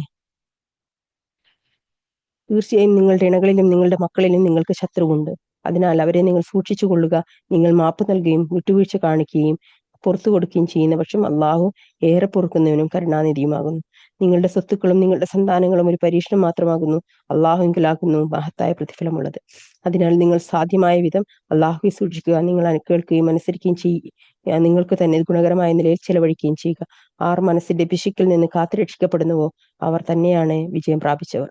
നിങ്ങൾ അള്ളാഹുവിന് ഉത്തമമായ കടം കൊടുക്കുന്ന പക്ഷം അവൻ അത് നിങ്ങൾക്ക് ഇരട്ടിയാക്കി തരികയും നിങ്ങൾക്ക് പുറത്തു തരികയും ചെയ്യുന്നതാണ്. അള്ളാഹു ഏറ്റവും അധികം നന്ദിയുള്ളവനും സഹനശീലനുമാകുന്നു. അദൃശ്യവും ദൃശ്യവും അറിയുന്നവനും പ്രതാപയുക്തിമാനുമാകുന്നു അവൻ. അള്ളാഹുവിന് വേണ്ടിയിട്ട് കടം കൊടുത്താല് അള്ളാഹു അത് ഉയർത്തി തരും എന്നുള്ളതാണ്. നമ്മൾ എത്രത്തോളം ദാനധർമ്മം ചെയ്യുന്നു അത്രത്തോളം നമ്മുടെ കാര്യങ്ങളിൽ എളുപ്പങ്ങൾ ഉണ്ടാവും. നമ്മൾ ഭയങ്കരമായിട്ട് പല കാര്യങ്ങളിലും സ്ട്രഗിൾ ചെയ്യുക, നമ്മളെ ജീവിതത്തില് പല കാര്യങ്ങളും നടക്കാതെ പോകുക. ഇതൊക്കെ സംഭവിക്കുമ്പോൾ നിങ്ങൾ എന്തെങ്കിലും എടുത്തൊന്ന് ദാനം ചെയ്ത് നോക്കി. ആ ഒരു കാര്യം വിചാരിച്ചിട്ട് ആ കാര്യം വേഗമാവും, എളുപ്പമാവും. നമുക്ക് അത് അത് വേഗം നമ്മുടെ മുന്നിൽ അത് എളുപ്പത്തിലായിട്ട് കാണും. നമ്മൾ ജീവിതമാർഗത്തിന് വേണ്ടിയിട്ട് പുറത്തു പോയി അലയേണ്ടി വരില്ല. നമ്മുടെ വീട്ടിലേക്ക് തന്നെ നമ്മുടെ ജീവിതമാർഗം കയറി വരും. ഒരുപാട് അനുഗ്രഹങ്ങൾ നമ്മൾ അതിലൂടെ കാണും. അതുകൊണ്ട് തന്നെ ദാനധർമ്മത്തില് ആരും പിശുക്ക് കാണിക്കരുത്. ഓക്കെ. നിങ്ങളുടെ ഭക്ഷണത്തിൽ നിങ്ങൾ പിശുക്ക് കാണിച്ചോളൂ, പക്ഷെ ദാനധർമ്മത്തിൽ ഒരിക്കലും പിശുക്ക് കാണിക്കരുത്. അല്ലാഹു സുബ്ഹാനഹു വ തആല മനസ്സിലാക്കാൻ തൗഫീക്ക് നൽകട്ടെ. സൂറത്ത് തലാഖ്, വിവാഹമോചനം. ഓക്കെ. മദീനയിൽ അവതരിച്ചതാണ്. 12 ആയത്താണുള്ളത്. ഓക്കെ. നബിയെ, നിങ്ങൾ വിശ്വാസികൾ സ്ത്രീകളെ വിവാഹമോചനം ചെയ്യുകയാണെങ്കിൽ അവരെ നിങ്ങൾ അവരുടെ ഇദ്ദാകാലത്ത് കണക്കാക്കി വിവാഹമോചനം ചെയ്യുകയും ഇദ്ദാകാലം നിങ്ങൾ എണ്ണി കണക്കാക്കുകയും ചെയ്യുക. നിങ്ങളുടെ രക്ഷിതാവായ അള്ളാഹുവിനെ നിങ്ങൾ സൂക്ഷിക്കുകയും ചെയ്യുക. അവരുടെ വീടുകളിൽ നിന്ന് അവരെ നിങ്ങൾ പുറത്താക്കരുത്, അവർ പുറത്തു പോവുകയും ചെയ്യരുത്. പ്രത്യക്ഷമായ വല്ല നീചവൃത്തിയും അവർ ചെയ്യുകയാണെങ്കിൽ അല്ലാതെ. അവ അള്ളാഹുവിന്റെ നിയമപരിധികളാകുന്നു. അള്ളാഹുവിന്റെ നിയമപരിധികളെ വല്ലവനും അതിലംഘിക്കുന്ന പക്ഷം അവനോട് തന്നെ അന്യായം ചെയ്തിരിക്കുന്നു. അതിനുശേഷം അള്ളാഹു പുതുതായി വല്ല കാര്യം കൊണ്ടുവന്നേക്കുമോ എന്ന് നിനക്ക് അറിയില്ല. അതായത് വിവാഹമോചനം നടന്നു കഴിഞ്ഞാല്, വിവാഹമോചനത്തിനെ പറ്റി അറിയില്ലേ, 3 പ്രാവശ്യമാണ് വിവാഹമോചനത്തിന്റെ വാക്ക് ഉച്ചരിക്കേണ്ടത്. ഫസ്റ്റ് ടൈം ചെയ്ത് പിന്നെ നിങ്ങൾക്ക് തിരിച്ചെടുക്കാം. 2ാമത്തെ പ്രാവശ്യം നിങ്ങൾക്ക് ഇദ്ദാ പീരീഡിനുള്ളിൽ തന്നെ തിരിച്ചെടുക്കാം. 3ാമത്തെ പ്രാവശ്യം പിരിച്ചയക്കുക തന്നെ വേണം. ഓക്കെ, അങ്ങനെയാണ്. അപ്പൊ ഈ രണ്ടിന്റെ ഇടയിലുള്ള സമയത്ത് നമ്മൾ എന്ത് ചെയ്യണം? വീട്ടിൽ തന്നെ സൂക്ഷിക്കണം എന്നാണ്. ഭാര്യമാരെ പുറത്തു പോകാൻ സമ്മതിക്കേണ്ട പാടില്ല എന്ന്, അവര് അവിടെ തന്നെ വേണം എന്നുള്ളതാണ്. ഓക്കെ. ഇദ്ദയെ കുറിച്ച് പറയുന്നത് ഭർത്താവ് മരണപ്പെട്ടിട്ടുണ്ടെങ്കിൽ ഉള്ള ഇദ്ദ. ഓക്കെ, അത് 4 മാസവും 10 ദിവസവും. ഓക്കെ. പിന്നെ ഭർത്താവ് സ്പർശിക്കുന്നതിന് മുമ്പായിട്ട് വിവാഹമോചനം നടന്നത്, തൊലാഖ് ചൊല്ലൽ, അവള് ഇദ്ദ ആചരിക്കണ്ട. ഓക്കെ. ഗർഭമുണ്ടെന്ന് അറിഞ്ഞാല് ഇദ്ദ ആചരിക്കണ്ട. ഗർഭിണിയായിട്ടുള്ള ഒരു പെണ്ണിനെ തലാഖ് ചെയ്യാൻ പറ്റൂല എന്നാണ്. അപ്പൊ അവളുടെ ഗർഭം കഴിയണം, അവള് പ്രസവിക്കണം, കുഞ്ഞിനെ പ്രസവിക്കണം എന്നുള്ളത് നിർബന്ധമാണ്. എന്നാലും മാത്രമേ പിന്നീട് ഒരു തലാഖ് അവിടെ നടക്കുള്ളൂ. തലാഖ് സംഭവിക്കില്ല എന്ന, വയറ്റിലുള്ള പ്രഗ്നന്റ് ആയ പെണ്ണിനെ. ഓക്കെ.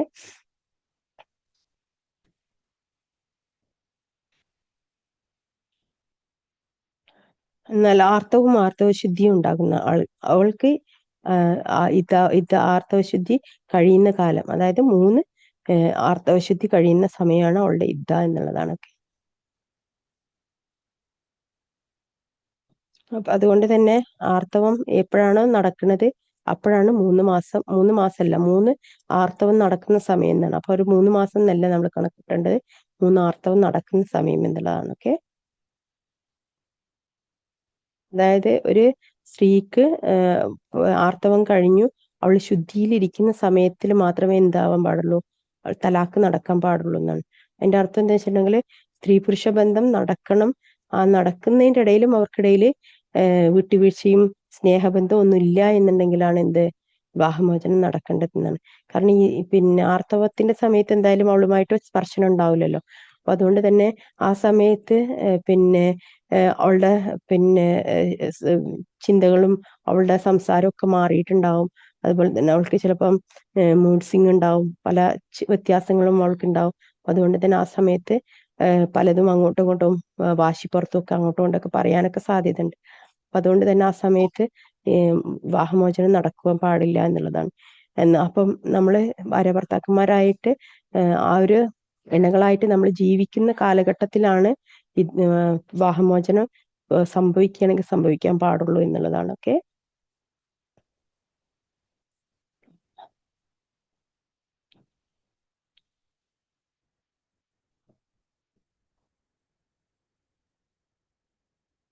അതായത് ഒരു ഹദീസാണ്, അബ്ദുല്ലാഹിബിന് ഉമർ റളിയല്ലാഹു അൻഹു തന്റെ ഭാര്യയെ വിവാഹമോചനം ചെയ്തു. ആ സ്ത്രീക്ക് അപ്പോൾ ആർത്തവകാലമായിരുന്നു. ഈ വിവരം ഉമർ റളിയല്ലാഹു അൻഹു റസൂലുള്ളാഹി സ്വല്ലല്ലാഹു അലൈഹി വസല്ലമയെ അറിയിച്ചു. അവിടുന്ന് ദേഷ്യപ്പെട്ടുകൊണ്ട് ഇപ്രകാരം പറഞ്ഞു: അവൻ അവളെ മടക്കിയെടുക്കട്ടെ, എന്നിട്ട് അവൾക്ക് ശുദ്ധി ഉണ്ടാവുകയും പിന്നെ ആർത്തവം ഉണ്ടാവുകയും പിന്നെ ശുദ്ധിയാവുകയും ചെയ്യുന്നവരെ അവളെ വെച്ചുകൊണ്ടിരിക്കട്ടെ. എന്നിട്ട് അവളെ തലാക്ക് ചെയ്യണമെന്ന് അവന് തോന്നുന്ന പക്ഷം ആ ശുദ്ധികാലത്ത് അവളെ സ്പർശിക്കുന്നതിന് മുമ്പ് അവൻ തലാക്ക് നടത്തിക്കൊള്ളട്ടെ. ഇതാണ് ഇദ്ദ സമയത്ത് തലാക്ക് നടത്തണമെന്ന് അള്ളാഹു കൽപ്പിച്ചിട്ടുള്ള കാലം എന്നുള്ളതാണ്. ഓക്കെ.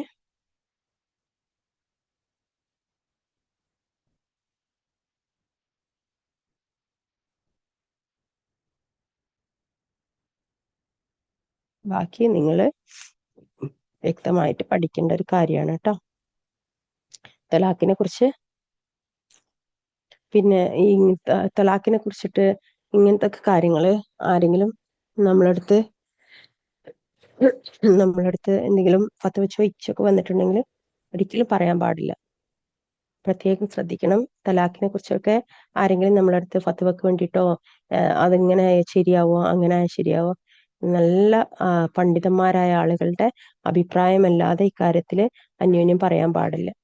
കാരണം വീടുകളിലൊക്കെ പല വീടുകളിലും പല പ്രശ്നങ്ങളും നടക്കുന്നുണ്ടാവും, പല കാര്യങ്ങളും നടക്കുന്നുണ്ടാവും. അപ്പൊ അതുകൊണ്ട് തന്നെ അതിലൊക്കെ ഓരോ സംസാരങ്ങളും ഒക്കെ നടക്കുന്നുണ്ടാവും. പക്ഷെ അതൊക്കെ തലാഖായിട്ടൊന്നും കണക്കാക്കാൻ പാടില്ല. തലാഖിനൊക്കെ കറക്റ്റായിട്ട് അതിൻ്റെതായ മെത്തേഡുകളുണ്ട്. അപ്പം പിന്നെ അങ്ങനെയൊക്കെ അറിവില്ലാത്തത് കൊണ്ടൊക്കെ പലതും അങ്ങോട്ടും ഇങ്ങോട്ടും സംസാരങ്ങളൊക്കെ നടന്നു കഴിഞ്ഞിട്ടുണ്ടെങ്കിൽ 2 മാസക്കാലം തുടർച്ചയായിട്ട് നോമ്പ് അനുഷ്ഠിക്കുക, അല്ലെങ്കിൽ 60 അഗതികൾക്ക് ഭക്ഷണം കൊടുക്കുക. ഓക്കെ, അതൊക്കെ വിട്ടുകൊടുത്ത് പാപ്പാക്കും ചെയ്യുക. ഓക്കെ, അല്ലാഹു സുബ്ഹാനഹു വ തആല മനസ്സിലാക്കാൻ തൗഫീഖ് നൽകും. ആമീൻ ആമീൻ. ഔദു ബില്ലാഹി മിനശ് ശൈത്വാനിർ റജീം. ബിസ്മില്ലാഹിർ റഹ്മാനിർ റഹീം.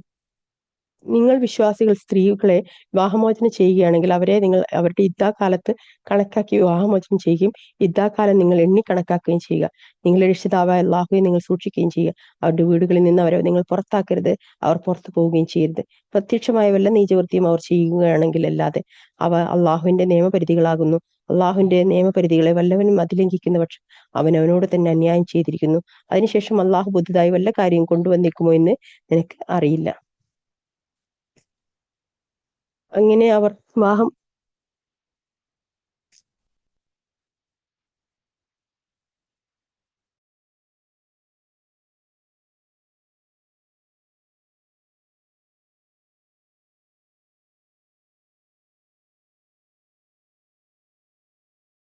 തന്നെ മ്യൂട്ടായി പോയിട്ടുണ്ട്. അങ്ങനെ അവർ വിവാഹമുക്തകൾ അവരുടെ അവധിയിലെത്തുമ്പോൾ നിങ്ങൾ ന്യായമായ നിലയിൽ അവരെ പിടിച്ചു നിർത്തുകയും അന്യായമായ നിലയിൽ അവരുമായി വേർപിരിയുകയും ചെയ്യുക. നിങ്ങളിൽ നിന്നുള്ള 2 നീതിമാന്മാരെ നിങ്ങൾ സാക്ഷി നിർത്തുകയും അള്ളാഹുവിന് വേണ്ടി സാക്ഷ്യം നേരാവണ്ണം നിലനിർത്തുകയും ചെയ്യുക. അള്ളാഹുവിലും അന്ത്യദിനത്തിലും വിശ്വസിച്ചു കൊണ്ടിരിക്കുന്നവർക്ക് ഉപദേശം നൽകപ്പെടുന്നതത്രേ അത്. അള്ളാഹുവെ വല്ലവനും സൂക്ഷിക്കുന്ന പക്ഷം അള്ളാഹു അവനൊരു പോംവഴി ഉണ്ടാക്കി കൊടുക്കുകയും അവനെ കണക്കാക്കാത്ത വിധത്തിൽ അവന് ഉപജീവനം നൽകുകയും ചെയ്യുന്നതാണ്. വല്ലവനും അള്ളാഹുൽ ബലമേൽപ്പിക്കുന്ന പക്ഷം അവൻ അള്ളാഹു തന്നെ മതിയാവുന്നതാണ്. തീർച്ചയായും അള്ളാഹു തന്റെ കാര്യം പ്രാപിക്കുന്നവനാകുന്നു. ഓരോ കാര്യത്തിനും അള്ളാഹു ഒരു ക്രമം ഏർപ്പെടുത്തിയിട്ടുണ്ട്. അതായത് ഇവിടെ അള്ളാഹു എണ്ണിക്കണക്കാക്കാത്ത വിധം ഉപജീവനം നൽകുന്നവനാണെന്ന് പറയുന്ന ഈ ഒരു ഭാഗം, ഇത് ശരിക്കും തലാഖിന് ശേഷം അള്ളാഹു സുബ്ഹാനഹു വ തആല പറയുന്ന വാക്കാണ് അല്ലെ. അതിന്റെ അർത്ഥം എന്താ വെച്ചിട്ടുണ്ടെങ്കിൽ ഒരു സ്ത്രീയും പുരുഷനും ഒരുമിച്ച് ജീവിക്കുന്നത്, അല്ലെങ്കിൽ പുരുഷന് സ്ത്രീന്റെ ഇണയായിട്ട് മാറുമ്പം അവള് മുഴുവൻ ഡിപ്പെൻഡന്റ് ആണല്ലേ ഭർത്താവിന്റെ ജീവിതമാർഗത്തിൽ നിന്നാണ് അവളും അവളുടെ കുട്ടികളും ഒക്കെ കഴിക്കുന്നത്, ഭക്ഷണം കഴിക്കുന്നത്. അപ്പൊ അതുകൊണ്ട് തന്നെ എപ്പോഴും ഡിപ്പെൻഡന്റ് ആണ്. അപ്പൊ അതുകൊണ്ട് തന്നെ ഒരു സ്ത്രീ പുരുഷ ബന്ധത്തില് അവർക്കിടയിൽ എന്തെങ്കിലും പ്രയാസങ്ങൾ ഉണ്ടായി, ഭയങ്കര പ്രയാസം, ഒരിക്കലും താങ്ങാൻ പറ്റാത്ത പ്രയാസത്തിൽക്കൊക്കെ അവർ എത്തിക്കഴിഞ്ഞിട്ട്, പക്ഷെ കുഞ്ഞുങ്ങളെ വിചാരിച്ചിട്ട് മാത്രം, അല്ലെങ്കിൽ ജീവിതമാർഗം ഉണ്ടാവില്ലല്ലോ, ഇനിയിപ്പോ നിങ്ങൾ പിരിഞ്ഞു കഴിഞ്ഞാല് ജീവിതമാർഗം ഇല്ലാതായി പോകുമല്ലോ, അപ്പൊ അതുകൊണ്ട് തന്നെ പിന്നെ സഹിച്ച് എങ്ങനെയെങ്കിലും നിന്ന് പോകാം എന്ന് കരുതി ജീവിക്കേണ്ടതില്ല എന്നുള്ളതാണ് ഇവിടെ അള്ളാഹു സുബ്ഹാനഹു വ തആല പറയുന്നത്. കാരണം എന്താ വെച്ചിട്ടുണ്ടെങ്കിൽ അള്ളാഹു ആണ് ഉപജീവനം നൽകുന്നവൻ എന്നാണ്. ഒരു പുരുഷനും നമുക്ക് ഉപജീവനം നൽകുന്നില്ല അള്ളാഹു നിശ്ചയിച്ചിട്ടില്ലാതെ. നമുക്ക് തന്നെ നമ്മുടെ ജീവിതത്തിൽ അറിയുണ്ടാവും, നമുക്കൊരു കുഞ്ഞുള്ളപ്പം നമുക്ക് കിട്ടിയ ജീവിതമാർഗമല്ല 2 കുട്ടികളാവുമ്പോൾ കിട്ടിയത് അല്ലെ. ഭർത്താവിന്റെ ജീവിതമാർഗത്തിൽ വ്യത്യാസം വന്നു. 2 കുട്ടികളായപ്പോൾ കൂടുതൽ കുറച്ചും കൂടി മെച്ചപ്പെട്ട ജോലിയിലേക്ക് ഭർത്താവ് പോയി. 3 കുട്ടികളാകുമ്പോൾ അതിനേക്കാൾ മെച്ചപ്പെട്ട രീതിയിലേക്ക് ഭർത്താവ് പോയി. കാരണം അള്ളാഹു ജീവിതമാർഗം ആ കുഞ്ഞിന് കൂടി ഉള്ളത് റിസ്ക് അവന്റെ കയ്യിൽ കൊടുത്തു എന്നത് മാത്രമാണ്. അള്ളാഹു സുബ്ഹാനഹു വ തആല നമ്മളോട് കൽപ്പിച്ച പ്രകാരം ജീവിതം ശരിയായിട്ടില്ല എന്നുണ്ടെങ്കിൽ നമ്മൾ തലാഖിലേക്ക് എത്തുകയാണെങ്കിൽ അപ്പൊ നമുക്കുള്ള ജീവിതമാർഗം അള്ളാഹു സുബ്ഹാനഹു വ തആല വേറെ വഴി കൂടി നമുക്ക് തരും. അത് ഒരു പുരുഷനെ ഡിപ്പെൻഡ് ചെയ്തിട്ടൊന്നും അള്ളാഹു സുബ്ഹാനഹു വ തആല നമ്മളെ ജീവിതമാർഗത്തെ നിശ്ചയിച്ചിട്ടുള്ള. അള്ളാഹ് തന്നത് അവനൊരു സബബ് മാത്രം, അവനൊരു സബബ് ആയതുകൊണ്ട് നമുക്ക് കിട്ടി. അപ്പൊ അതുകൊണ്ട് തന്നെ അവന് ബിസ്മി ചൊല്ലി നമ്മളെ വായിലേക്ക് വെച്ച് തരുന്ന ഓരോ ഉരുളക്കവും അവനക്ക് പ്രതിഫലം കിട്ടുന്നുണ്ട് അള്ളാഹുവിൽ നിന്ന്. കാരണം അള്ളാഹ് നൽകിയ ഭക്ഷണം റിസ്ക് ആണ് അവന് വായിൽ വെച്ചെന്നത്. അപ്പൊ അവനക്ക് ദാനം ചെയ്തതിന്റെ പ്രതിഫലമാണ് അവനക്ക് അള്ളാഹ് കൊടുക്കുന്നത്. അപ്പൊ അതുകൊണ്ട് തന്നെ ഇത് നമ്മൾ സ്ത്രീകൾ പലപ്പോഴും മറന്നു പോകുന്ന ഒരു കാര്യമാണ്. അള്ളാണ് എനിക്കുള്ള റിസ്ക് നൽകുന്നത്. എന്റെ റിസ്ക് അള്ളാന്റെ അടുത്ത് നിന്നുള്ളതാണ്, അല്ലാതെ എന്റെ ഭർത്താവിൽ നിന്നുള്ളതല്ല എന്റെ റിസ്ക്. എന്റെ റബ്ബ് നിശ്ചയിച്ചത് കൊണ്ട് എന്റെ ഭർത്താവിനെ അതിനെ സബബാക്കിയെന്ന് മാത്രം.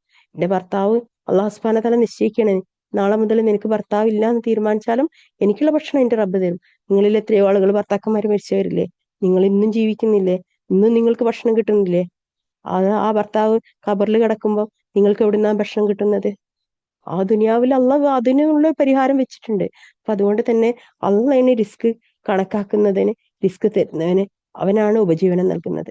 ഇത് നമ്മളെ യഖീനാണ്, നമ്മുടെ നമ്മുടെ പിന്നെ എന്താ പറയാ, അള്ളാഹിനെ കുറിച്ചുള്ള നമ്മുടെ അറിവിന്റെ അജ്ഞത കൊണ്ടാണ് പലപ്പോഴും നമ്മള് അങ്ങനത്തെ കാര്യങ്ങളിലൊക്കെ നമ്മളെ ചിന്ത പോകുന്നത്. അള്ളാഹിനെ എണ്ണി കണക്കാക്കാത്ത വിധത്തിൽ നമ്മൾ കണക്കാക്കിയിട്ടില്ല. അവൻ കണക്കാക്കാത്ത വിധത്തിൽ അവന് ഉപജീവനം നൽകുന്നു. നമുക്ക് നമ്മൾ ആഗ്രഹിക്കുന്നതിന്റെയും ഒരുപടി മുകളിലായിരിക്കും നമ്മള് അള്ളാഹിന്റെ തൃപ്തി മാത്രം വജഹ ആഗ്രഹിച്ചുകൊണ്ട് വിവാഹമോചനം നടന്നു കഴിഞ്ഞാൽ അള്ളാഹ് നൽകും എന്നുള്ളത് അള്ളാഹ് എഴുതി വെച്ചതാണ്. നമ്മൾ അത് കണ്ണുകൊണ്ട് കാണുക തന്നെ ചെയ്യും. അത് എത്രയെന്നൊന്നും അള്ളാഹ് പറഞ്ഞിട്ടില്ല. അതുകൊണ്ട് തന്നെ നമ്മൾ എണ്ണി കണക്കാക്കാത്ത വിധത്തിൽ ആ അനുഗ്രഹത്തെ നമ്മളിലേക്ക് അള്ളാഹു സുബ്ഹാനഹു എത്തിച്ചു തരുന്നതാണ്. അള്ളാഹുവിനെ വല്ലവനും ബരമേൽപ്പിക്കുന്ന ശേഷം അവനെ അള്ളാഹു തന്നെ മതിയാവുന്നതാണ്. ഹസ്ബുൻ അള്ളാഹു നിഅമൽ വക്കീൽ, അള്ളാഹ് മതി എനിക്ക് എന്ന് നമ്മൾ തീരുമാനിച്ചു കഴിഞ്ഞാല് പിന്നെ അവിടെ ഒരു ലോകത്തൊന്നിനും തടയാൻ പറ്റില്ല ഒരു കാര്യം എന്നാണ്. ഒരു കാര്യം ഒരാൾക്കും തടയാൻ പറ്റില്ല. അള്ളാഹ് മതി എന്ന് നമ്മൾ നിശ്ചയിച്ചു കഴിഞ്ഞാല് പിന്നെ എന്തൊക്കെ ചെയ്താലും, മറ്റുള്ളവർ എന്തൊക്കെ ചെയ്താലും അതൊന്നും വിജയിക്കാൻ പോകുന്നില്ല. അതൊക്കെ അവരിലേക്ക് തന്നെ തിരിച്ചു മടങ്ങി, അതൊക്കെ പിന്നെ പൊട്ടിയ ഇതില്ലേ, അമ്പുമില്ലേ, അതുപോലെ ആയിട്ട് അത് അവരിലേക്ക് തന്നെ തിരിച്ചു മടങ്ങും. അപ്പൊ അതുകൊണ്ട് തന്നെ വിവാഹബന്ധത്തിൽ പലപ്പോഴും ഫൈറ്റ് നടക്കും, പലപ്പോഴും യുദ്ധങ്ങൾ നടക്കും അല്ലെ. ഭൂമിയിൽ വെച്ചിട്ടുള്ള ഏറ്റവും വലിയ യുദ്ധം ഏതാന്ന് വെച്ചിട്ടുണ്ടെങ്കിൽ വിവാഹമോചനവുമായിട്ട് ബന്ധപ്പെട്ടതാണ് ഏറ്റവും വലിയ യുദ്ധം.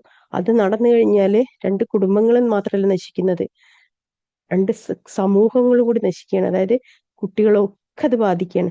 ഒരാളും ഒരു നല്ല രീതിയിൽ വിവാഹമോചനം നടക്കാറില്ല ഇപ്പോഴത്തെ കാലത്ത്. അങ്ങോട്ടും ഇങ്ങോട്ടും ഫൈറ്റ്, യുദ്ധം പോലെയാണ് വിവാഹമോചനങ്ങൾ നടക്കുക. പലപ്പോഴും അതിലേക്ക് എത്തുന്നത് ഒരുപാട് പ്രശ്നത്തിന് ശേഷം അതിലേക്ക് എത്തുന്നതാണ് നമ്മൾ വിവാഹമോചനം എന്ന് പറയുന്നത്. അപ്പൊ അതുകൊണ്ട് തന്നെ തുടക്കത്തിൽ തന്നെ നമ്മുടെ സ്റ്റാൻഡ് അള്ളാഹിനെയാണ് നമ്മൾ മുൻനിർത്തുന്നതെങ്കിൽ, അള്ളാഹ്ക്ക് വേണ്ടിയിട്ട് ജീവിക്കുന്ന രീതിയിലാണ് നമ്മൾ അതിനെ കാണുന്നത് എന്നുണ്ടെങ്കിൽ നമുക്കതിലൊരു ഈസി വേ അള്ളാഹു സുബ്ഹാനഹു വ തആല കാണിച്ചു തരും.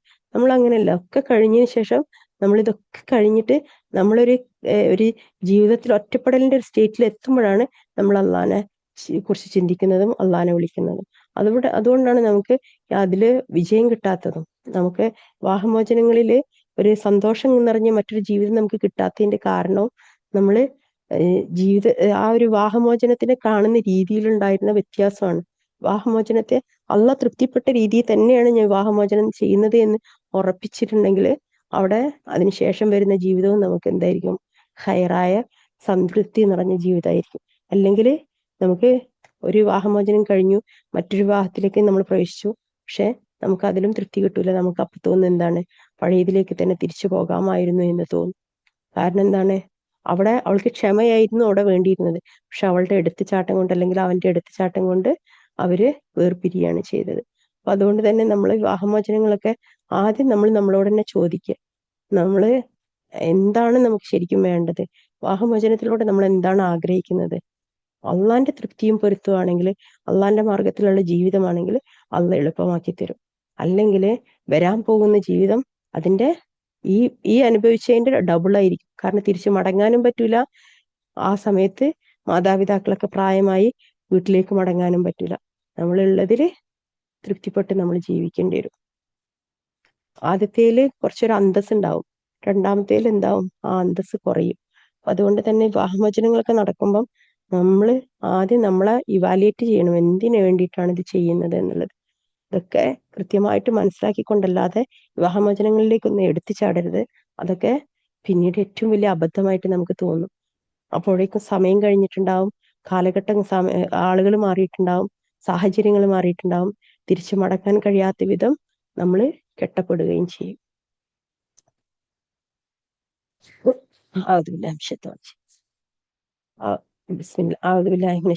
നാലാമത്തെ ആയത്ത്, നിങ്ങളുടെ സ്ത്രീകളിൽ നിന്ന് ആർത്തവത്തെ സംബന്ധിച്ച് നിരാശപ്പെട്ടിട്ടുള്ളവരെ സംബന്ധിച്ചിടത്തോളം നിങ്ങൾ അവരുടെ വിദ്യയുടെ കാര്യത്തിൽ സംശയത്തിലാണെങ്കിൽ അത് 3 മാസമാകുന്നു.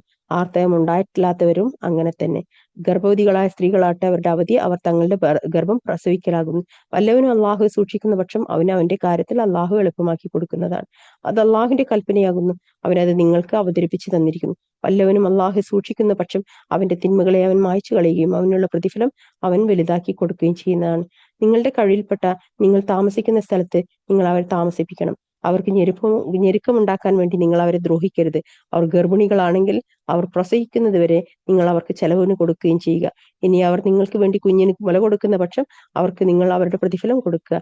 നിങ്ങൾ തമ്മിൽ മര്യാദ പ്രകാരം കൂടിയാലോചിക്കുകയും ചെയ്യുക. ഇനി നിങ്ങൾ ഇരുവിഭാഗത്തിനും ഞെരുക്കമാവുകയാണെങ്കിൽ അയാൾക്ക് വേണ്ടി മറ്റൊരു സ്ത്രീ ആ കുഞ്ഞിന് മുല കൊടുത്തുകൊള്ളട്ടെ.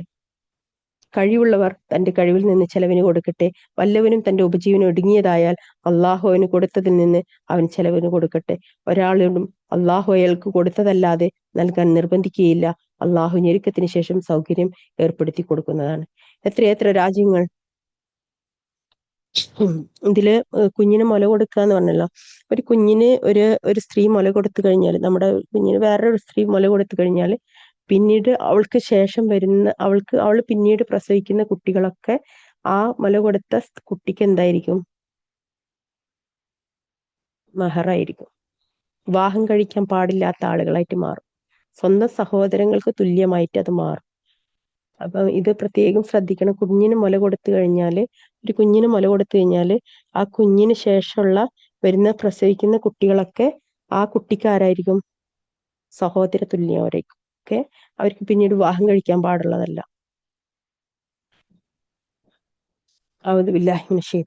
എത്രയെത്ര രാജ്യക്കാർ അവരുടെ രക്ഷിതാവിന്റെ അവന്റെ ദൂതന്മാരുടെയും കൽപ്പന വിട്ട് ധിക്കാരം പ്രവർത്തിച്ചിട്ടുണ്ട്. അതിനാൽ നാം അവരോട് കർശനമായ നിലയിൽ കണക്ക് ചോദിക്കുകയും അവരെ നാം ഹീനമായ വിധത്തിൽ ശിക്ഷിക്കുകയും ചെയ്യും.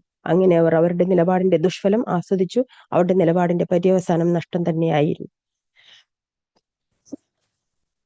അള്ളാഹു അവർക്ക് കഠിനമായ ശിക്ഷ ഒരുക്കി വെച്ചിരിക്കുന്നു. അതിനാൽ സത്യവിശ്വാസികളായ ബുദ്ധിമാന്മാരെ, നിങ്ങൾ അള്ളാഹുവെ സൂക്ഷിക്കുക. തീർച്ചയായും അള്ളാഹു നിങ്ങൾക്ക് ഒരു ഉത്ബോധനം ഇറക്കി തന്നിരിക്കുന്നു.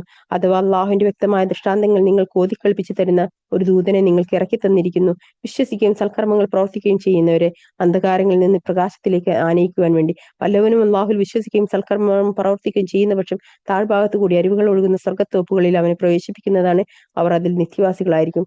അങ്ങനെയുള്ളവനെ അള്ളാഹു ഉപജീവനം മെച്ചപ്പെടുത്തി കൊടുക്കുന്നു. അള്ളാഹു ആകുന്ന 7 ആകാശങ്ങളും ഭൂമിയിൽ നിന്ന് അവയ്ക്ക് തുല്യമായതും സൃഷ്ടിച്ചവൻ. അവയ്ക്കിടയിൽ അവന്റെ കൽപ്പന ഇറങ്ങുന്നു. അള്ളാഹു ഏത് കാര്യത്തിനും കഴിവുള്ളവനാകുന്നു എന്നും ഏത് വസ്തുവും ചൂഴ്ന്നറിയുന്നവനായിരിക്കുന്നു എന്നും നിങ്ങൾ മനസ്സിലാക്കുവാൻ വേണ്ടി.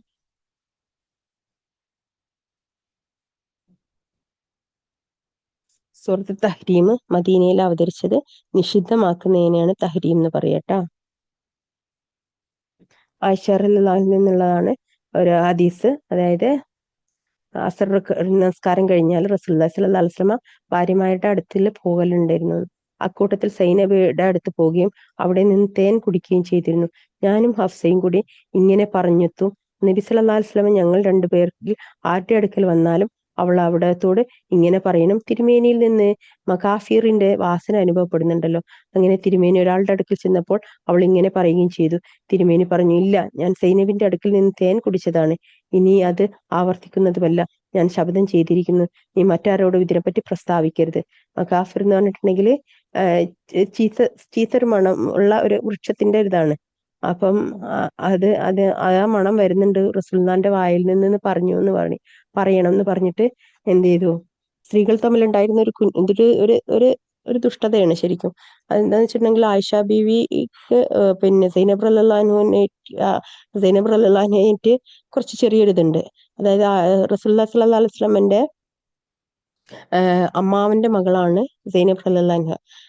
സെയ്ദ് റളിയല്ലാഹു അൻഹു വിവാഹം കഴിച്ചതായിരുന്നു സൈനബ് റളിയല്ലാഹു അൻഹയെ. പിന്നീട് അവർ തമ്മിൽ വിവാഹമോചനം നടക്കുകയും ഇങ്ങനെ അള്ളാഹു നടത്തി കൊടുത്ത വിവാഹമാണ് സൈനബ് റളിയല്ലാഹു അൻഹയുമായിട്ട് റസൂലുള്ളാഹി സ്വല്ലല്ലാഹു അലൈഹി വസല്ലമക്ക്. അപ്പൊ അതുകൊണ്ട് തന്നെ ആയിഷ ബീവിക്ക് റസൂലുള്ളാഹിനായിട്ടുള്ളതെന്ന് പറഞ്ഞിട്ടുണ്ടെന്നുണ്ടെങ്കിൽ എപ്പോഴും ഹീറത്താണ്. അതായത് റസൂലുള്ള വേറെ ആരിലേക്കും പോകാൻ പാടില്ല. അങ്ങനെ ഒരു ഹീറത്തുള്ള അത്രയും സ്നേഹമായിരുന്നു എന്നാണ് ആയിഷ ബീവിക്ക്. അതുകൊണ്ട് തന്നെ റസൂലുള്ളാഹി സ്വല്ലല്ലാഹു അലൈഹി വസല്ലം ഒരിക്കലും പറഞ്ഞിട്ടുണ്ടായിരുന്നു, സഹാബികൾ ചോദിച്ചു, റസൂലെ നിങ്ങൾക്ക് ആരെയാണ് ഏറ്റവും കൂടുതൽ ഇഷ്ടം എന്ന് ചോദിച്ചപ്പോൾ എന്റെ ആയിഷയെ എന്ന് പറഞ്ഞിട്ടുണ്ടായിരുന്നു. പിന്നീട് ആരെയാണ് ചോദിച്ചു, പിന്നെയും ആയിഷയെന്നാണ്. പിന്നീട് ആരെയെന്ന് ചോദിച്ചു, പിന്നീട് ആയിഷയെന്നാണ്. പിന്നീട് ആരെ നോക്കുമ്പോൾ പറയും അവളുടെ പിതാവ്, അതായത് അബൂബക്കർ സിദ്ദീഖ് റളിയല്ലാഹു അൻഹുവിനെയാണ്. അപ്പൊ അത്രയും സ്നേഹമായിരുന്നു ആയിഷ ബീവിയായിട്ട് റസൂലുള്ളാഹി സ്വല്ലല്ലാഹു അലൈഹി വസല്ലമക്ക്. അപ്പം റസൂലുള്ളാഹി സ്വല്ലല്ലാഹു അലൈഹി വസല്ലം മറ്റു ഭാര്യമാരുടെ അടുത്തേക്കൊക്കെ പോകുന്നത് ആയിഷ ബീവിക്ക് ഭയങ്കര പിന്നെ ഖീറത്തായിരുന്നു. അതേസമയം ഉമർ റളിയല്ലാഹുവിന്റെ മകളായിരുന്നു ഹഫ്സ റളിയല്ലാഹു അൻഹ. അപ്പൊ ഹഫ്സ റളിയല്ലാഹു അൻഹനെ വിവാഹം കഴിക്കുന്നത് റസൂലുള്ളാഹി സ്വല്ലല്ലാഹു അലൈഹി വസല്ലം വിവാഹം കഴിക്കുന്നത് ഹഫ്സ റളിയല്ലാഹു അൻഹ ഈ വിധവ ആയതിനു ശേഷമാണ് റസൂലുള്ളാഹി സ്വല്ലല്ലാഹു അലൈഹി വസല്ലം വിവാഹം കഴിക്കുന്നത്. ഉമർ റളിയല്ലാഹു അൻഹു വന്നിട്ട് റസൂലുള്ളാഹി സ്വല്ലല്ലാഹു അലൈഹി വസല്ലമയോട് പിന്നെ ചോദിക്കുകയാണ്, മകളെ വിവാഹം കഴിക്കാൻ വേണ്ടിയിട്ട്. അങ്ങനെ റസൂലുള്ളാഹി സ്വല്ലല്ലാഹു അലൈഹി വസല്ലം വിവാഹം കഴിക്കുകയാണ് ചെയ്യുന്നത്. അപ്പൊ അതുകൊണ്ട് തന്നെ ആയിഷ ബീവിയും ഹഫ്സ റളിയല്ലാഹു അൻഹയും തമ്മിൽ ഭയങ്കര സ്നേഹബന്ധമായിരുന്നു, അവർക്കിടയിൽ സ്നേഹം ഉണ്ടായിരുന്നു.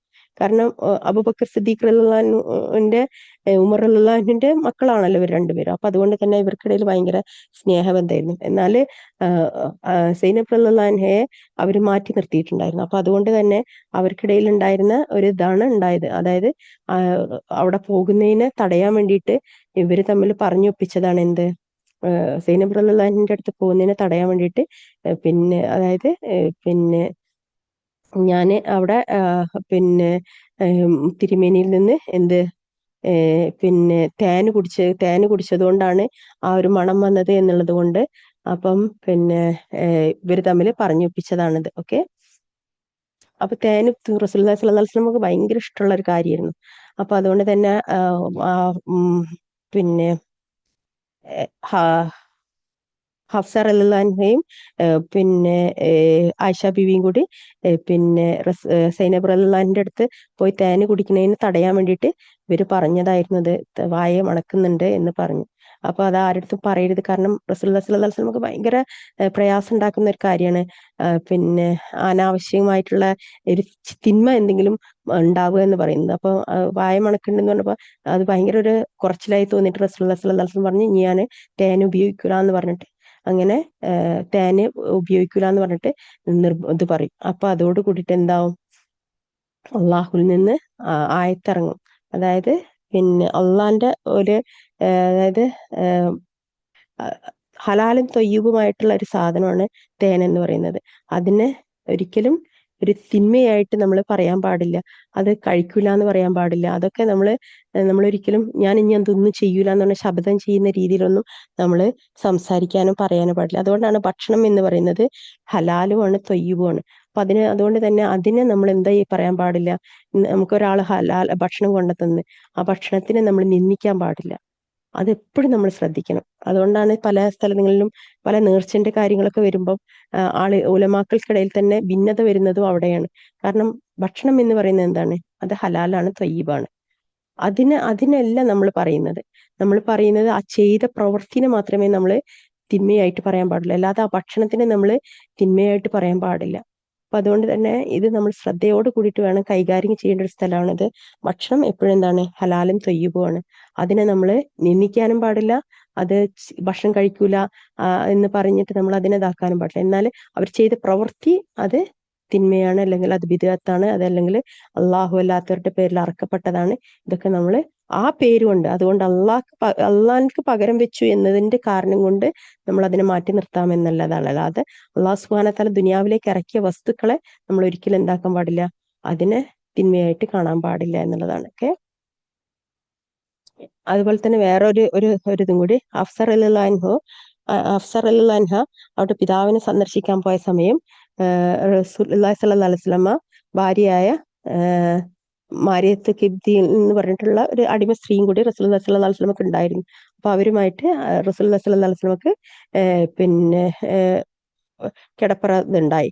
അപ്പൊ അതുകൊണ്ട് തന്നെ ഹഫ്സ റളിയല്ലാഹു അൻഹ ഇത് തിരിച്ചു വന്നപ്പോ ഇത് കണ്ടപ്പം പ്രവാചകരെ എന്റെ അറയിൽ നിന്റെ വിരിപ്പിൽ മാരിയത്തിനെ പ്രവേശിപ്പിച്ചോ എന്ന് ചോദിച്ചു.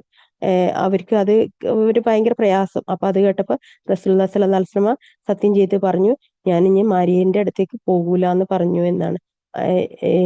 അവര് ഇത് രണ്ട് സംഭവങ്ങളും ഉണ്ടായിട്ടുണ്ട് എന്നുള്ളതാണ്. ഓക്കെ. അപ്പൊ ഇതിൽ ഏതാണെന്ന് അറിയില്ല, പക്ഷെ ഇതിൽ ഏതോ ഒരു കാര്യം കൊണ്ടാണ് അല്ലാഹു സുബ്ഹാനഹു വ തആല ഇവിടെ ഈ ഒരു ആയത്ത് ഇറക്കുന്നത് എന്നുള്ളതാണ് പറയുന്നത്. ഓക്കെ. ഹലാലായതിനെ ഹറാമാക്കാൻ പാടില്ല എന്നുള്ളതാണ് കാര്യം. ഒന്ന് ഭാര്യയായിരുന്നു, ആ മാരിയ റളിയല്ലാഹു അൻഹ ശരിക്കും പിന്നെ അവര് റസൂലുള്ളാഹി സ്വല്ലല്ലാഹു അലൈഹി വസല്ലമയുടെ അടിമ സ്ത്രീയാണ്. അതുപോലെ തന്നെ റസൂലുള്ളാഹിക്ക് പിന്നെ ഭാര്യയായിട്ടുള്ളവരുമാണ്. മറ്റേതും അതേപോലെ തന്നെ അള്ളാഹു ഇറക്കിയ തേനാണ്. ആ തേൻ ഒരിക്കലും ഞാൻ കുടിക്കൂല എന്ന് പറയാൻ പാടുള്ളതുമല്ല. ഓക്കെ, അപ്പൊ അതുകൊണ്ട് തന്നെ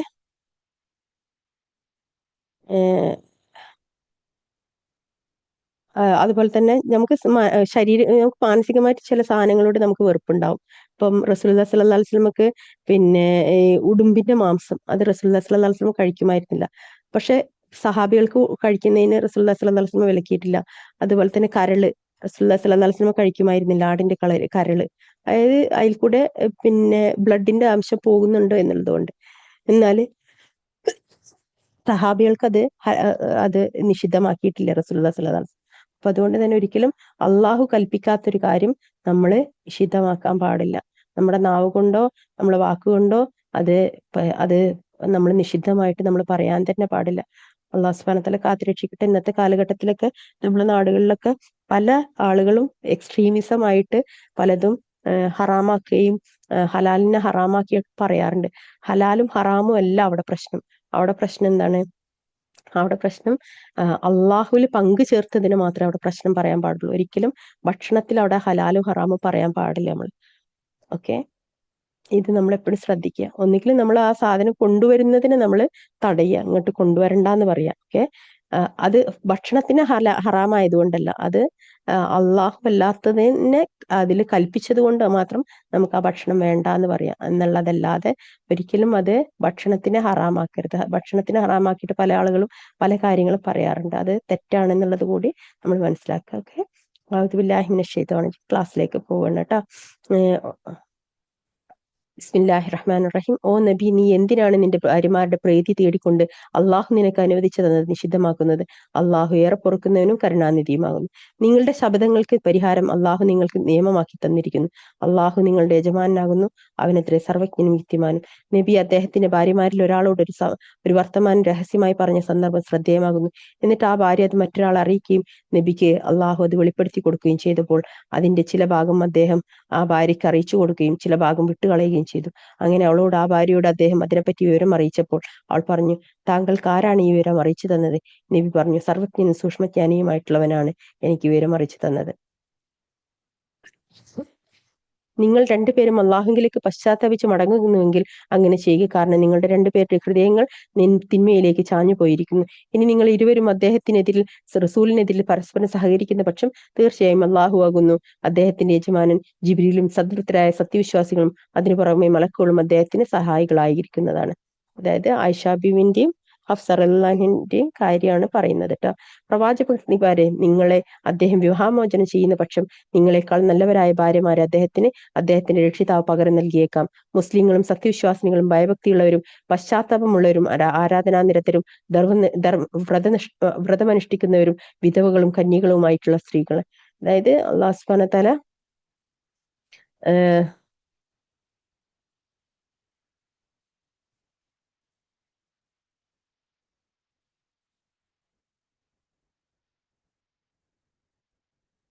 സ്ത്രീകളെ വിവാഹമോചനം ചെയ്യണമെങ്കിൽ, അതായത് അവിടെ പിന്നെ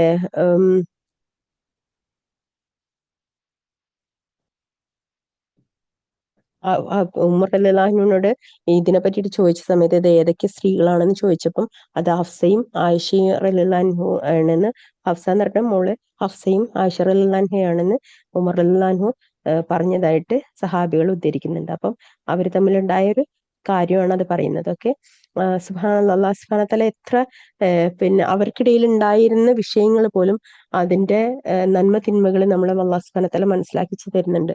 നമുക്കിടയിലും ഒരുപാട് അങ്ങോട്ടും ഇങ്ങോട്ടൊക്കെ ഓരോ പ്രശ്നങ്ങൾ ഉണ്ടാവും. പക്ഷെ അതിന്റെ തിന്മകള് നമ്മൾ ശരിക്കും മനസ്സിലാക്കാനും കൂടി വേണ്ടിയിട്ടാണ് അത് പറയുന്നത്. കാരണം സ്ത്രീകള് പരസ്പരം കൂടിച്ചേർന്നിട്ട് ഓരോ പിന്നെ നമ്മളെ നാട്ടിലൊക്കെ പറയും കുത്തിത്തിരിപ്പ് ഉണ്ടാക്കുക എന്നല്ലേ, അങ്ങനെയൊക്കെ ഉണ്ടാക്കിയിട്ടുണ്ടെന്നുണ്ടെങ്കിൽ അവരെ വിട്ടുകളഞ്ഞാനും അല്ലാഹു സുബ്ഹാനഹു വ തആല കൽപ്പിച്ചിട്ടുണ്ട് എന്നുള്ളതാണ്.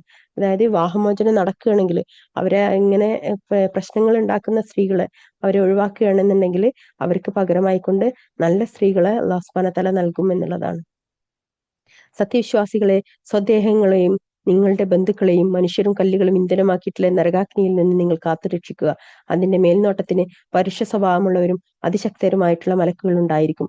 അള്ളാഹു അവരോട് കൽപ്പിച്ച കാര്യം അവനോട് അവർ അനുസരണക്കേട് കാണിക്കുകയില്ല. അവരോട് കൽപ്പിക്കപ്പെടുന്നത് എന്തും അവർ പ്രവർത്തിക്കുകയും ചെയ്യും.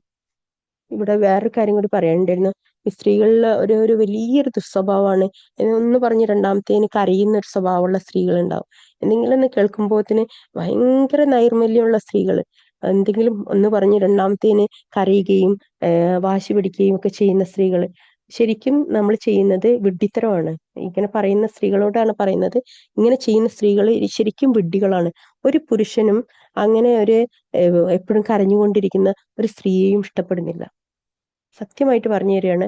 ഒരു പുരുഷനും സ്ത്രീകൾ ഭയങ്കരമായിട്ട് കരഞ്ഞ് പിഴിഞ്ഞ് ഒരു ദുർബലത കാണിച്ചിരിക്കുന്ന സ്ത്രീകളെ ഒരു പുരുഷനും ഇഷ്ടപ്പെടുന്നില്ല. ചിലപ്പോൾ വിവാഹത്തിന്റെ ആദ്യ നാളുകളിൽ ചിലപ്പോൾ പുരുഷന്മാരത് ഉൾക്കൊള്ളും. അവര് ആ സ്നേഹം കൊണ്ട് അവർ നമ്മളെ ഭയങ്കരമായിട്ട് ഇതാക്കുന്നൊക്കെ ഉണ്ടാവും. പക്ഷെ പിന്നീട് അത് അവർക്ക് ഭയങ്കര പ്രയാസം ഉണ്ടാക്കുന്ന ഒരു കാര്യമാണ്. അവർക്ക് അത് നമ്മളെ പിന്നീട് ഭയങ്കര ഒരു ഇറിറ്റേഷൻ ആയിട്ട് അവർക്ക് അത് മാറുകയാണ്. പിന്നെ അതുപോലെ തന്നെ ചില സ്ത്രീകൾക്ക് എപ്പോഴും അസുഖം ഭാവിക്കുന്ന സ്ത്രീകൾ, അസുഖബാധിതരായിട്ടുള്ള സ്ത്രീകൾ, ഇങ്ങനെ എപ്പോഴും അവിടെ വേദന, ഇവിടെ വേദന, അവിടെ സുഖമില്ല, ഇവിടെ സുഖമില്ല, പിന്നെ ഇങ്ങനെ പരാതി പറഞ്ഞുകൊണ്ടിരിക്കുന്ന സ്ത്രീകൾ, ഇങ്ങനത്തെ സ്ത്രീകളെയും പുരുഷന്മാർ ഭയങ്കരമായിട്ട് വെറുക്കുന്നുണ്ട്. നിങ്ങൾ പോയി അന്വേഷിച്ചിട്ടുണ്ടെങ്കിൽ ഈ രണ്ടാമത് വിവാഹം കഴിച്ച പുരുഷന്മാരൊക്കെ നിങ്ങൾ പോയി നോക്കിയിട്ടുണ്ടെങ്കിൽ അവരുടെ സ്ത്രീകൾ, ആദ്യത്തെ സ്ത്രീകൾ ഇങ്ങനത്തെ സ്വഭാവങ്ങൾ കാണിച്ചവരായിരിക്കും. അതൊരിക്കലും ഒരു പുരുഷനും തൃപ്തിപ്പെടുന്നില്ല. അവർക്ക് എപ്പോഴും നമ്മള് സ്ത്രീകളെ എപ്പോഴും അവരൊരു ബോൾഡായിട്ടും ഒരു കാര്യങ്ങൾ തൻ്റെ ഇടത്തോടെ ചെയ്യാൻ കഴിയുന്നവരായിട്ടും ഒക്കെയാണ് അവര് ഇഷ്ടപ്പെടുന്നത്. എത്ര തന്നെ ആയാലും ഈ ഒരു കരഞ്ഞുകൊണ്ട് പിഴിഞ്ഞുകൊണ്ടിരിക്കുന്ന സ്ത്രീകള്, അസുഖം ഭാവിച്ച് നടക്കുന്ന സ്ത്രീകള്, ഇതൊന്നും ഒരു പുരുഷനും അവർക്ക് ഭാര്യമാരായിട്ട് അവർക്ക് അങ്ങനെ ഒരു ഭാര്യമാരല്ല അവർ ആഗ്രഹിക്കുന്നത്. അവരെപ്പോഴും ഊർജ്ജസ്വലരായിരിക്കണം, എപ്പോഴും നല്ല ഭംഗിയിലിരിക്കണം, എപ്പോഴും ഇങ്ങനെ ഓടി നടന്ന് കാര്യങ്ങൾ ചെയ്യുന്നവരായിരിക്കണം. അവര് എപ്പോഴും പിന്നെ കാര്യങ്ങൾ മുൻകൂട്ടി സംസാരിക്കുന്നവരായിരിക്കണം. അങ്ങനെ കാര്യഗൗരവത്തോടു കൂടി നടക്കുന്നവരാണ്, സ്ത്രീകളായിരിക്കുന്നതാണ് പുരുഷന്മാരെപ്പോഴും തൃപ്തിപ്പെടുന്നത്. അപ്പൊ അതുകൊണ്ട് തന്നെ ഇതൊക്കെ ദാമ്പത്യ ജീവിതത്തിൽ എപ്പോഴും നിങ്ങൾ ഇതൊക്കെ മനസ്സിൽ കാണണം. ഒരിക്കലും സ്ത്രീകളെ ഒരു കരഞ്ഞു പിഴിഞ്ഞിരിക്കുന്ന സ്ത്രീകളായിട്ട് ഇരുന്ന് കഴിഞ്ഞാൽ പുരുഷന്മാർ വേറെ സ്ത്രീകളെ തേടിപ്പോവും. അത് എഴുതി വെച്ചോളൂ നിങ്ങൾ, അതങ്ങനെ സംഭവിക്കുള്ളൂ. കാരണം പുരുഷന്മാരൊരിക്കലും അങ്ങനെ ഒരു സ്ത്രീനെ അല്ല അവർ ആഗ്രഹിക്കുന്നത്. കടപ്പറയിലാണെങ്കിലും നമ്മള് അങ്ങോട്ട് പിന്നെ നമ്മള് റിക്വസ്റ്റ് ചെയ്യുന്ന രീതിയിലൊക്കെ നമുക്ക് ജീവിതത്തിൽ ചെയ്യേണ്ടി വരും. അതൊക്കെ പുരുഷന്മാർ ഇഷ്ടപ്പെടുന്നുണ്ട്, തൃപ്തിപ്പെടുന്നുണ്ട്.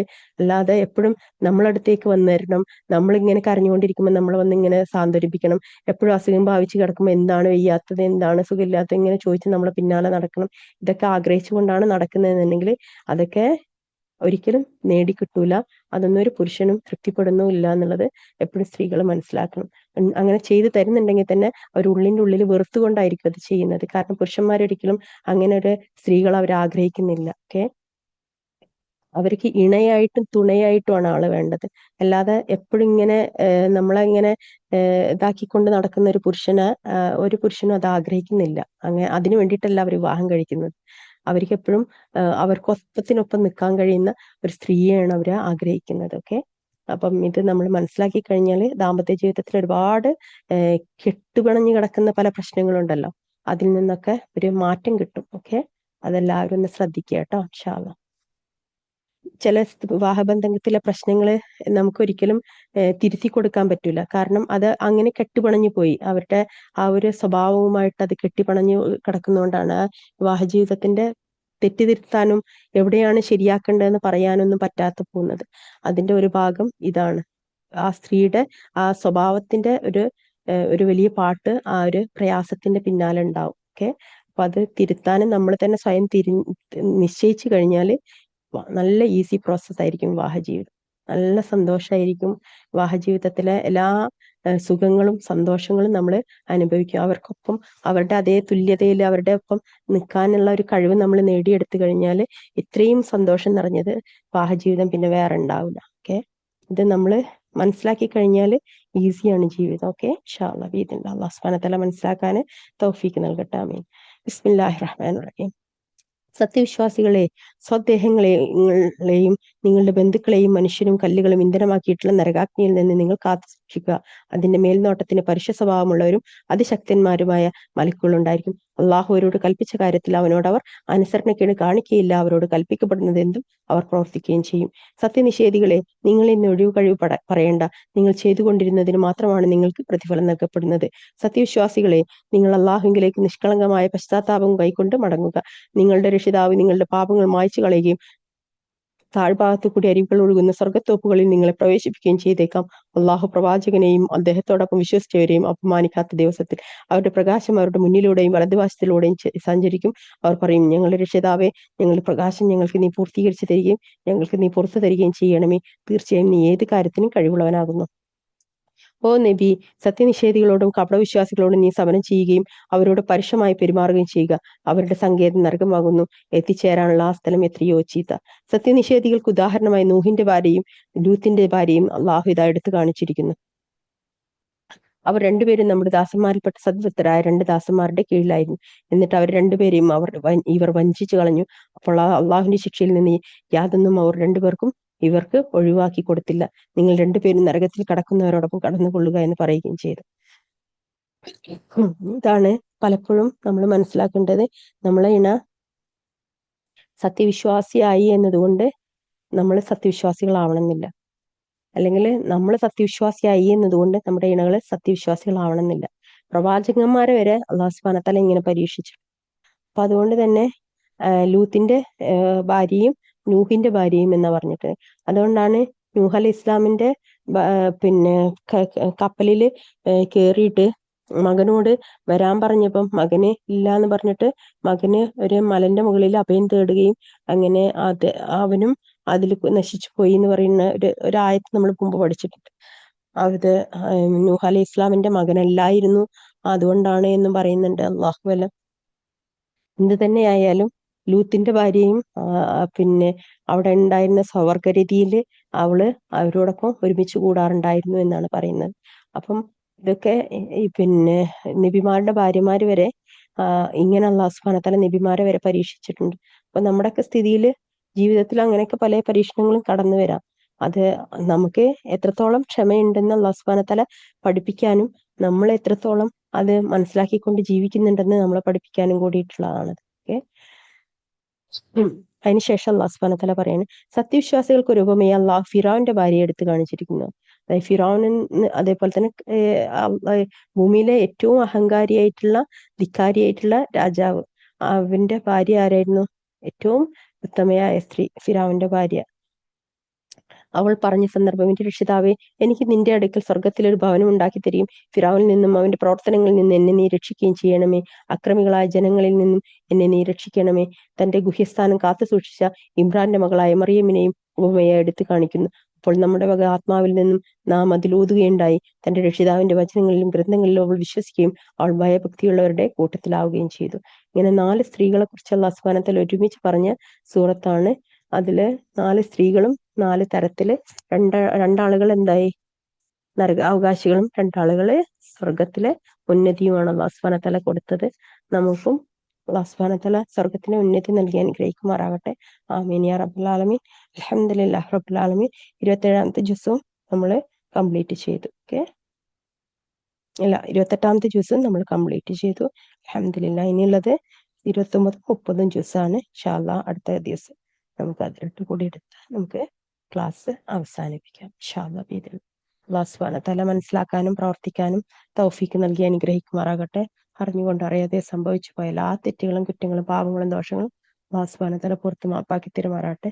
ഈ റമദാന് നമുക്ക് ഒരു ഒരു മാറി ചിന്തിക്കാനും കൂടിയുള്ള ഒരു മാസമാക്കി അല്ലാഹു സുബ്ഹാനഹു വ തആല മാറ്റി തരുമാറാകട്ടെ.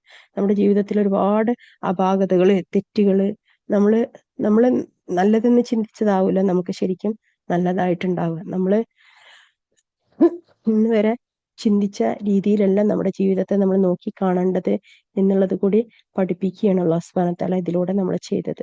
നിങ്ങൾക്ക് എല്ലാവർക്കും മനസ്സിൽ ഉള്ളിൽ ഇപ്പൊ ഒരു ഉൾക്കാഴ്ചയൊക്കെ വന്നു തുടങ്ങിയിട്ടുണ്ടാവും. ജീവിതത്തിൽ എവിടെയാണ് തന്റെ പാളിച്ചകള്, എവിടെയാണ് എന്റെ കുറവുകള്, എവിടെയായിരുന്നു ഞാൻ ശരിയാക്കേണ്ടിയിരുന്നത്, ഇതൊക്കെ നിങ്ങൾ ഉൾക്കൊള്ളാൻ തുടങ്ങിയിട്ടുണ്ടാവും. നിങ്ങളുടെ ഉള്ളിൻ്റെ ഉള്ളിൽ ഇതിനെക്കുറിച്ചൊക്കെ ഉള്ളൊരു ചിന്ത എന്തായാലും വന്നിട്ടുണ്ടാവും. അത് വരണം. അതിനു വേണ്ടിയിട്ടാണ് ഈ ഒരു ക്ലാസ്സും ഈ ഒരു തഫ്സീർ ക്ലാസ്സും ഒക്കെ എടുത്തതും ഇത്രയും സമയം ചെലവഴിച്ചതും നമ്മൾ ഏകദേശം 2 മാസത്തോളമായില്ലേ. ഇത്രയും സമയം എടുത്ത് ഞാൻ ഈ ക്ലാസ് എടുക്കാനുണ്ടായ കാരണവും കഴിഞ്ഞ വർഷമൊക്കെ ഞാൻ 1 മാസം കൊണ്ട് തന്നെ തഫ്സീർ ക്ലാസ് തീർത്തിട്ടുണ്ടായിരുന്നു. പക്ഷെ അതിനേക്കാളും എത്രയോ വാല്യുബിൾ ആയിട്ടാണ് ഇത് എടുത്തിട്ടുണ്ടായിരുന്നത്. നിങ്ങൾക്ക് എല്ലാവർക്കും അതിന്റെ 100 എന്തായാലും ഉള്ളിൽ കയറിയിട്ടുണ്ടാവും എന്നുള്ളത് ഉറപ്പാണ്. ഇൻഷാ അല്ലാഹ് ബിഇദ്നില്ലാഹ് അല്ലാഹു സുബ്ഹാനഹു വ തആല അത് ജീവിതത്തിൽ പകർത്താനും കൂടി ഉള്ളതാക്കി തരുമാറാകട്ടെ. ആമീൻ. ദാമ്പത്യ ജീവിതത്തിലാണെങ്കിലും കുട്ടികളുടെ കാര്യത്തിലാണെങ്കിലും കുടുംബജീവിതത്തിലാണെങ്കിലും മാതാപിതാക്കളോടുള്ള പെരുമാറ്റത്തിലാണെങ്കിലും സ്വത്തും മുതലും ചെലവഴിക്കുന്ന കാര്യത്തിലാണെങ്കിലും സമ്പത്തിന്റെ കാര്യത്തിലാണെങ്കിലും ജീവിതമാർഗങ്ങൾ കണ്ടെത്തുന്ന കാര്യത്തിലാണെങ്കിലും ഒക്കത്തിലും നിങ്ങൾക്ക് ഒരു ഉൾക്കാഴ്ചയും ഒരു ചിന്തയും വന്നിട്ടുണ്ടാവും. ഇനി അതിനെ നിങ്ങൾ വളർത്തിയെടുക്കുക. നിങ്ങളുടെ ജീവിതത്തിലെ എല്ലാ അനുഗ്രഹങ്ങളും അതിലൂടെ നിങ്ങളിലേക്ക് കയറി വരിക തന്നെ ചെയ്യും. അല്ലാഹു സുബ്ഹാനഹു വ തആല അതിനുള്ള തൗഫീക്ക് നൽകി അനുഗ്രഹിക്കുമാറാകട്ടെ. ആമീൻ യാ റബ്ബൽ ആലമീൻ. ربنا تقبل منا إنك أنت السميع العليم وتب علينا إنك أنت التواب الرحيم. ربنا آتنا في الدنيا حسنة وفي الآخرة حسنة وقنا عذاب النار. ربنا هب لنا من أزواجنا وذرياتنا قرة أعين واجعلنا للمتقين إماما. رب ارحمهما كما ربياني صغيرا. ربي هب لي من الصالحين. ربي هب لي من لدنك ذرية طيبة إنك سميع الدعاء. يا غني الله غنيني بفضلك من سواك. ربي انزل منزل مبارك أنت خير منزلين. اللهم يسر ولا تؤسر وتمم بالخير. ربي إني لما أنزلت من خير فقير. اللهم إنا أسألك جنات الفردوس الأعلى. اللهم إنا أسألك جنات الفردوس الأعلى. اللهم إنا نسألك جنات الفردوس الأعلى. سبحان الله الحمد لله لا إله إلا الله الله أكبر ولا حول ولا قوة إلا بالله. اللهم اغفر لي وارحمني واجبرني وارفعني وارزقني وأهدني وعافني. آمين يا رب العالمين. اللهم إنا نسألك جنات الفردوس الأعلى. ആമീൻ യാ റബ്ബൽ ആലമീൻ. അല്ലാഹുവേ, നിങ്ങളോട് ദുആ കൊണ്ട് വസിയത്ത് ചെയ്തിട്ട് എല്ലാവരുടെ എല്ലാ പ്രയാസങ്ങളും നീ നീക്കി കൊടുക്കണമേ. ഇഹ്ലോകത്തും പരലോകത്തും വിജയം വെച്ച് നിന്റെ അടിമകളാകാൻ നിങ്ങൾക്ക് എല്ലാവർക്കും തൗഫീക്ക് നൽകി അനുഗ്രഹിക്കണമേ. അല്ലാഹുവേ, ലൈലത്തുൽ ഖദറിന്റെ രാവ് ലഭിച്ച നിന്റെ അടിമകളുടെ കൂട്ടത്തിൽ ഉൾപ്പെടാൻ ഞങ്ങൾക്ക് നീ തൗഫീക്ക് നൽകി അനുഗ്രഹിക്കണമേ. ഞങ്ങളുടെ എല്ലാ ഹലാലായ മുറാദുകളും പരിപൂർണമായി നീ പൂർത്തീകരിച്ചു തരണമേ. മലക്കുൽ ആമീൻ പറയുന്ന സദസ്സാക്കിയ സദസ്സിനെ നീ അനുഗ്രഹിച്ചു തരുമാറാകണമേ. അല്ലാഹുവേ, ഞങ്ങളുടെ എല്ലാ ആവശ്യങ്ങളും നീ പൂർത്തീകരിച്ചു തരണമേ. ഞങ്ങളുടെ ജീവിതമാർഗങ്ങളെ നീ തുറന്നു തരണമേ. അല്ലാഹുവേ, ഞങ്ങളുടെ കച്ചവടങ്ങളിൽ അല്ലാഹു റഹ്മത്തും ബർക്കത്തും ഐശ്വര്യം നൽകി അനുഗ്രഹിക്കണമേ. അസുഖം കൊണ്ട് പ്രയാസപ്പെടുന്നവരുടെ എല്ലാവരുടെയും എല്ലാ പ്രയാസങ്ങളും നീ നീക്കി കൊടുക്കണമേ. ഞങ്ങളുടെ മാതാപിതാക്കൾക്ക് നീ പുറത്തു മാപ്പ് നൽകണമേ. ഞങ്ങളിൽ നിന്ന് നിന്നിലേക്ക് മടങ്ങിയവർക്ക് മഗ്ഫിറത്തും മർഹമത്തും നൽകി അനുഗ്രഹിക്കണമേ. നിന്റെ ഭവനത്തിൽ വന്ന് സുജൂദ് ചെയ്യാൻ ഞങ്ങൾക്ക് നീ തൗഫീക്ക് നൽകി അനുഗ്രഹിക്കണമേ. മഖ്ബൂലും മബ്രൂറുമായ ഉംറ ചെയ്യാൻ അല്ലാഹുവേ, ഹജ്ജ് ചെയ്യാൻ ഇനിയും ഞങ്ങൾക്ക് തൗഫീക്ക് നൽകി അനുഗ്രഹിക്കണമേ. റഹ്മീൻ അല്ലാഹുവേ, മക്കളില്ലാതെ പ്രയാസപ്പെടുന്നവർക്ക് സ്വാലിഹീങ്ങളായ സന്തതി പരമ്പരകളെ നൽകി അനുഗ്രഹിക്കണമേ. വീടുകളില്ലാത്ത പ്രയാസപ്പെടുന്നവർക്ക് അല്ലാഹു വിശാലമായ വീടുകളെ നൽകി അനുഗ്രഹിക്കണമേ. അസുഖബാധിതരായവരുടെ പ്രയാസത്തെ നീ നീക്കി കൊടുക്കുകയും ആയുസ് ആരോഗ്യം നൽകി അനുഗ്രഹിക്കണമേ. യാ റഹ്മീൻ അല്ലാഹുവേ, ഞങ്ങളുടെ പ്രാർത്ഥനകൾക്ക് ഉത്തരം കിട്ടുന്ന ഹൃദയമാക്കി തന്നെ അനുഗ്രഹിക്കണമേ. നിന്റെ തൃപ്തിയിലും പൊരുത്തത്തിലായിക്കൊണ്ട് ജീവിക്കാനും നിന്നിലേക്ക് ഏറ്റവും ഉന്നതമായ നിലയിൽ മടങ്ങാനും തൗഫീക്ക് നൽകി അനുഗ്രഹിക്കണമേ. സ്വർഗത്തിൽ ജന്നാത്തിൽ ഫിർദൗസിൽ അലയിൽ നിന്നെ കൺകുളിർക്ക് കൊണ്ടുവിട്ടുള്ള തൗഫീക്ക് നൽകി അനുഗ്രഹിക്കണമേ. ഞങ്ങൾ റസൂലുള്ളാഹി സ്വല്ലല്ലാഹു അലൈഹി വസല്ലമയുടെ കയ്യിൽ നിന്ന് ഹൗദുൽ കൗസറിൽ നിന്ന് ദാഹജലം ഞങ്ങൾക്ക് നൽകി അനുഗ്രഹിക്കണമേ. നാളെ വിചാരണ കൂടാതെ സ്വർഗത്തിൽ പ്രവേശിപ്പിക്കപ്പെട്ട 70,000 ആളുകളുടെ കൂട്ടത്തിൽ ഞങ്ങളെയും ഞങ്ങളെ മാതാപിതാക്കളെയും ഞങ്ങളെ ഇണകളെയും ഞങ്ങളെ സന്തതി പരമ്പരകളെയും ഞങ്ങളെ സഹോദരങ്ങളെയും അവരുടെ കുടുംബങ്ങളെയും ഞങ്ങളെ സ്നേഹിക്കുകയും ചെയ്ത എല്ലാവരെയും അല്ലാഹുവേ, ഈ ഒരു കൂട്ടായ്മയും അല്ലാഹുവേ നീ ഉൾപ്പെടുത്തി അനുഗ്രഹിക്കണമേ. അല്ലാഹുവേ, ഈ കൂട്ടായ്മയെ നീ തൃപ്തിപ്പെട്ട് സ്വീകരിക്കുകയും നാളെ സ്വർഗം വരെ അല്ലാഹുവേ കൂട്ടായ്മ നീ നിലനിർത്തി തരികയും ചെയ്യണമേ. യാ റഹ്മാൻ റഹീം അല്ലാഹുവേ, അതുൽ ജലാൽ ഇക്റാമായ അല്ലാഹുൽ ഖയ്യൂമായ അല്ലാഹുവേ, അല്ലാഹുവേ ഇനിയും ഒരുപാട് നിന്നെ പ്രകീർത്തിക്കുന്ന മജ്‌ലിസുകളിൽ ഇരിക്കാനുള്ള തൗഫീക്ക് ഞങ്ങൾക്ക് നീ നൽകി അനുഗ്രഹിക്കണമേ. ആമീൻ യാ റബ്ബൽ ആലമീൻ. റബ്ബനാ തഖബ്ബൽ മിന്നാ ഇന്നക അൻത സമീഉൽ അലീം വതുബ് അലൈനാ ഇന്നക അൻത തവ്വാബുർ റഹീം. ജീവിതമാർഗങ്ങളിൽ കുടുംബ ബന്ധങ്ങളിൽ പ്രയാസം അനുഭവിക്കുന്നവരുടെ എല്ലാ പ്രയാസങ്ങളും നീ നീക്കി കൊടുക്കണമേ. സ്വലിഹായ ഇണകളെയും സ്വലിഹായ കുടുംബങ്ങളെയും അല്ലാഹുവേ ഞങ്ങൾക്കും ഞങ്ങളുടെ സഹോദരിമാർക്കും നീ നൽകി അനുഗ്രഹിക്കണമേ. ആമീൻ യാ റബ്ബൽ ആലമീൻ. ഞങ്ങളുടെ സഹോദരങ്ങളുടെ എല്ലാ പ്രയാസങ്ങളും ബുദ്ധിമുട്ടുകളും വിഷമങ്ങളും നീ നീക്കി കൊടുക്കണമേ. അല്ലാഹുവേ റഹ്മാൻ റഹീമീൻ അല്ലാഹുവേ, ഞങ്ങൾക്ക് എപ്പോഴും അവധാനതയോട് കൂടിയിട്ട് കാര്യങ്ങൾ തീരുമാനിക്കാനും ചിന്തിക്കാനും പ്രവർത്തിക്കാനുള്ള തൗഫീക്ക് നൽകി അനുഗ്രഹിക്കണമേ. അള്ളാഹുവെ, ഞങ്ങളുടെ ഹൃദയങ്ങളെ നീ നന്നാക്കി തരണമേ. ഞങ്ങളുടെ ശരീരത്തെ നന്നാക്കി അള്ളാഹുവെ ഞങ്ങളുടെ ഹൃദയങ്ങളെയും നീ സൗന്ദര്യമുള്ളതാക്കി തരണമേ. എല്ലാ തിന്മകളിൽ നിന്നും ഞങ്ങളുടെ ശരീരത്തെയും ഞങ്ങളുടെ ഹൃദയങ്ങളെയും നീ രക്ഷപ്പെടുത്തണമേ. അസൂയ, വഞ്ചന, അഹങ്കാരം, അഹംഭാവം, അള്ളാഹുവെ കളവ്, എല്ലാവിധ തിന്മകളിൽ നിന്നും ഞങ്ങളെ കുടുംബങ്ങളെയും നീ കാത്തുരക്ഷിക്കണമേ. ഞങ്ങളുടെ ഇണകളിൽ അള്ളാഹു സ്നേഹബന്ധവും സന്തോഷവും സുഖവും സമാധാനവും സംതൃപ്തി നിറഞ്ഞ ജീവിതവും നൽകി അനുഗ്രഹിക്കണമേ. ഞങ്ങളുടെ ഇണകളുടെ കുടുംബങ്ങളെയും നീ ഉത്തമരായ കുടുംബമാക്കി അനുഗ്രഹിക്കണമേ. റഹ്മറാഹിമീൻ അള്ളാഹുവെ, എല്ലാ തെറ്റുകളും കുറ്റങ്ങളും പാപങ്ങളും ദോഷങ്ങളും മാപ്പാക്കി തരണമേ. എല്ലാ അസുഖങ്ങളിൽ നിന്നും പരിപൂർണമായ ശിഫ നൽകി അനുഗ്രഹിക്കണമേ. എല്ലാ മാറാരോഗങ്ങളിൽ തൊട്ടും ഞങ്ങളെ കുടുംബങ്ങളെയും നീ കാത്തുരക്ഷിക്കണമേ. آمين يا رب العالمين. ربنا تقبل منا إنك أنت السميع العليم وتب علينا إنك أنت التواب الرحيم. سبحانك اللهم وبحمدك أشهد أن لا إله إلا أنت أستغفرك وأتوب إليك. الحمد لله رب العالمين حمدا كثيرا طيبا مباركا فيه. الحمد لله رب العالمين. السلام عليكم ورحمة الله وبركاته. وعليكم وعليكم السلام ورحمة الله وبركاته. وعليكم السلام. وعليكم السلام. السلام عليكم.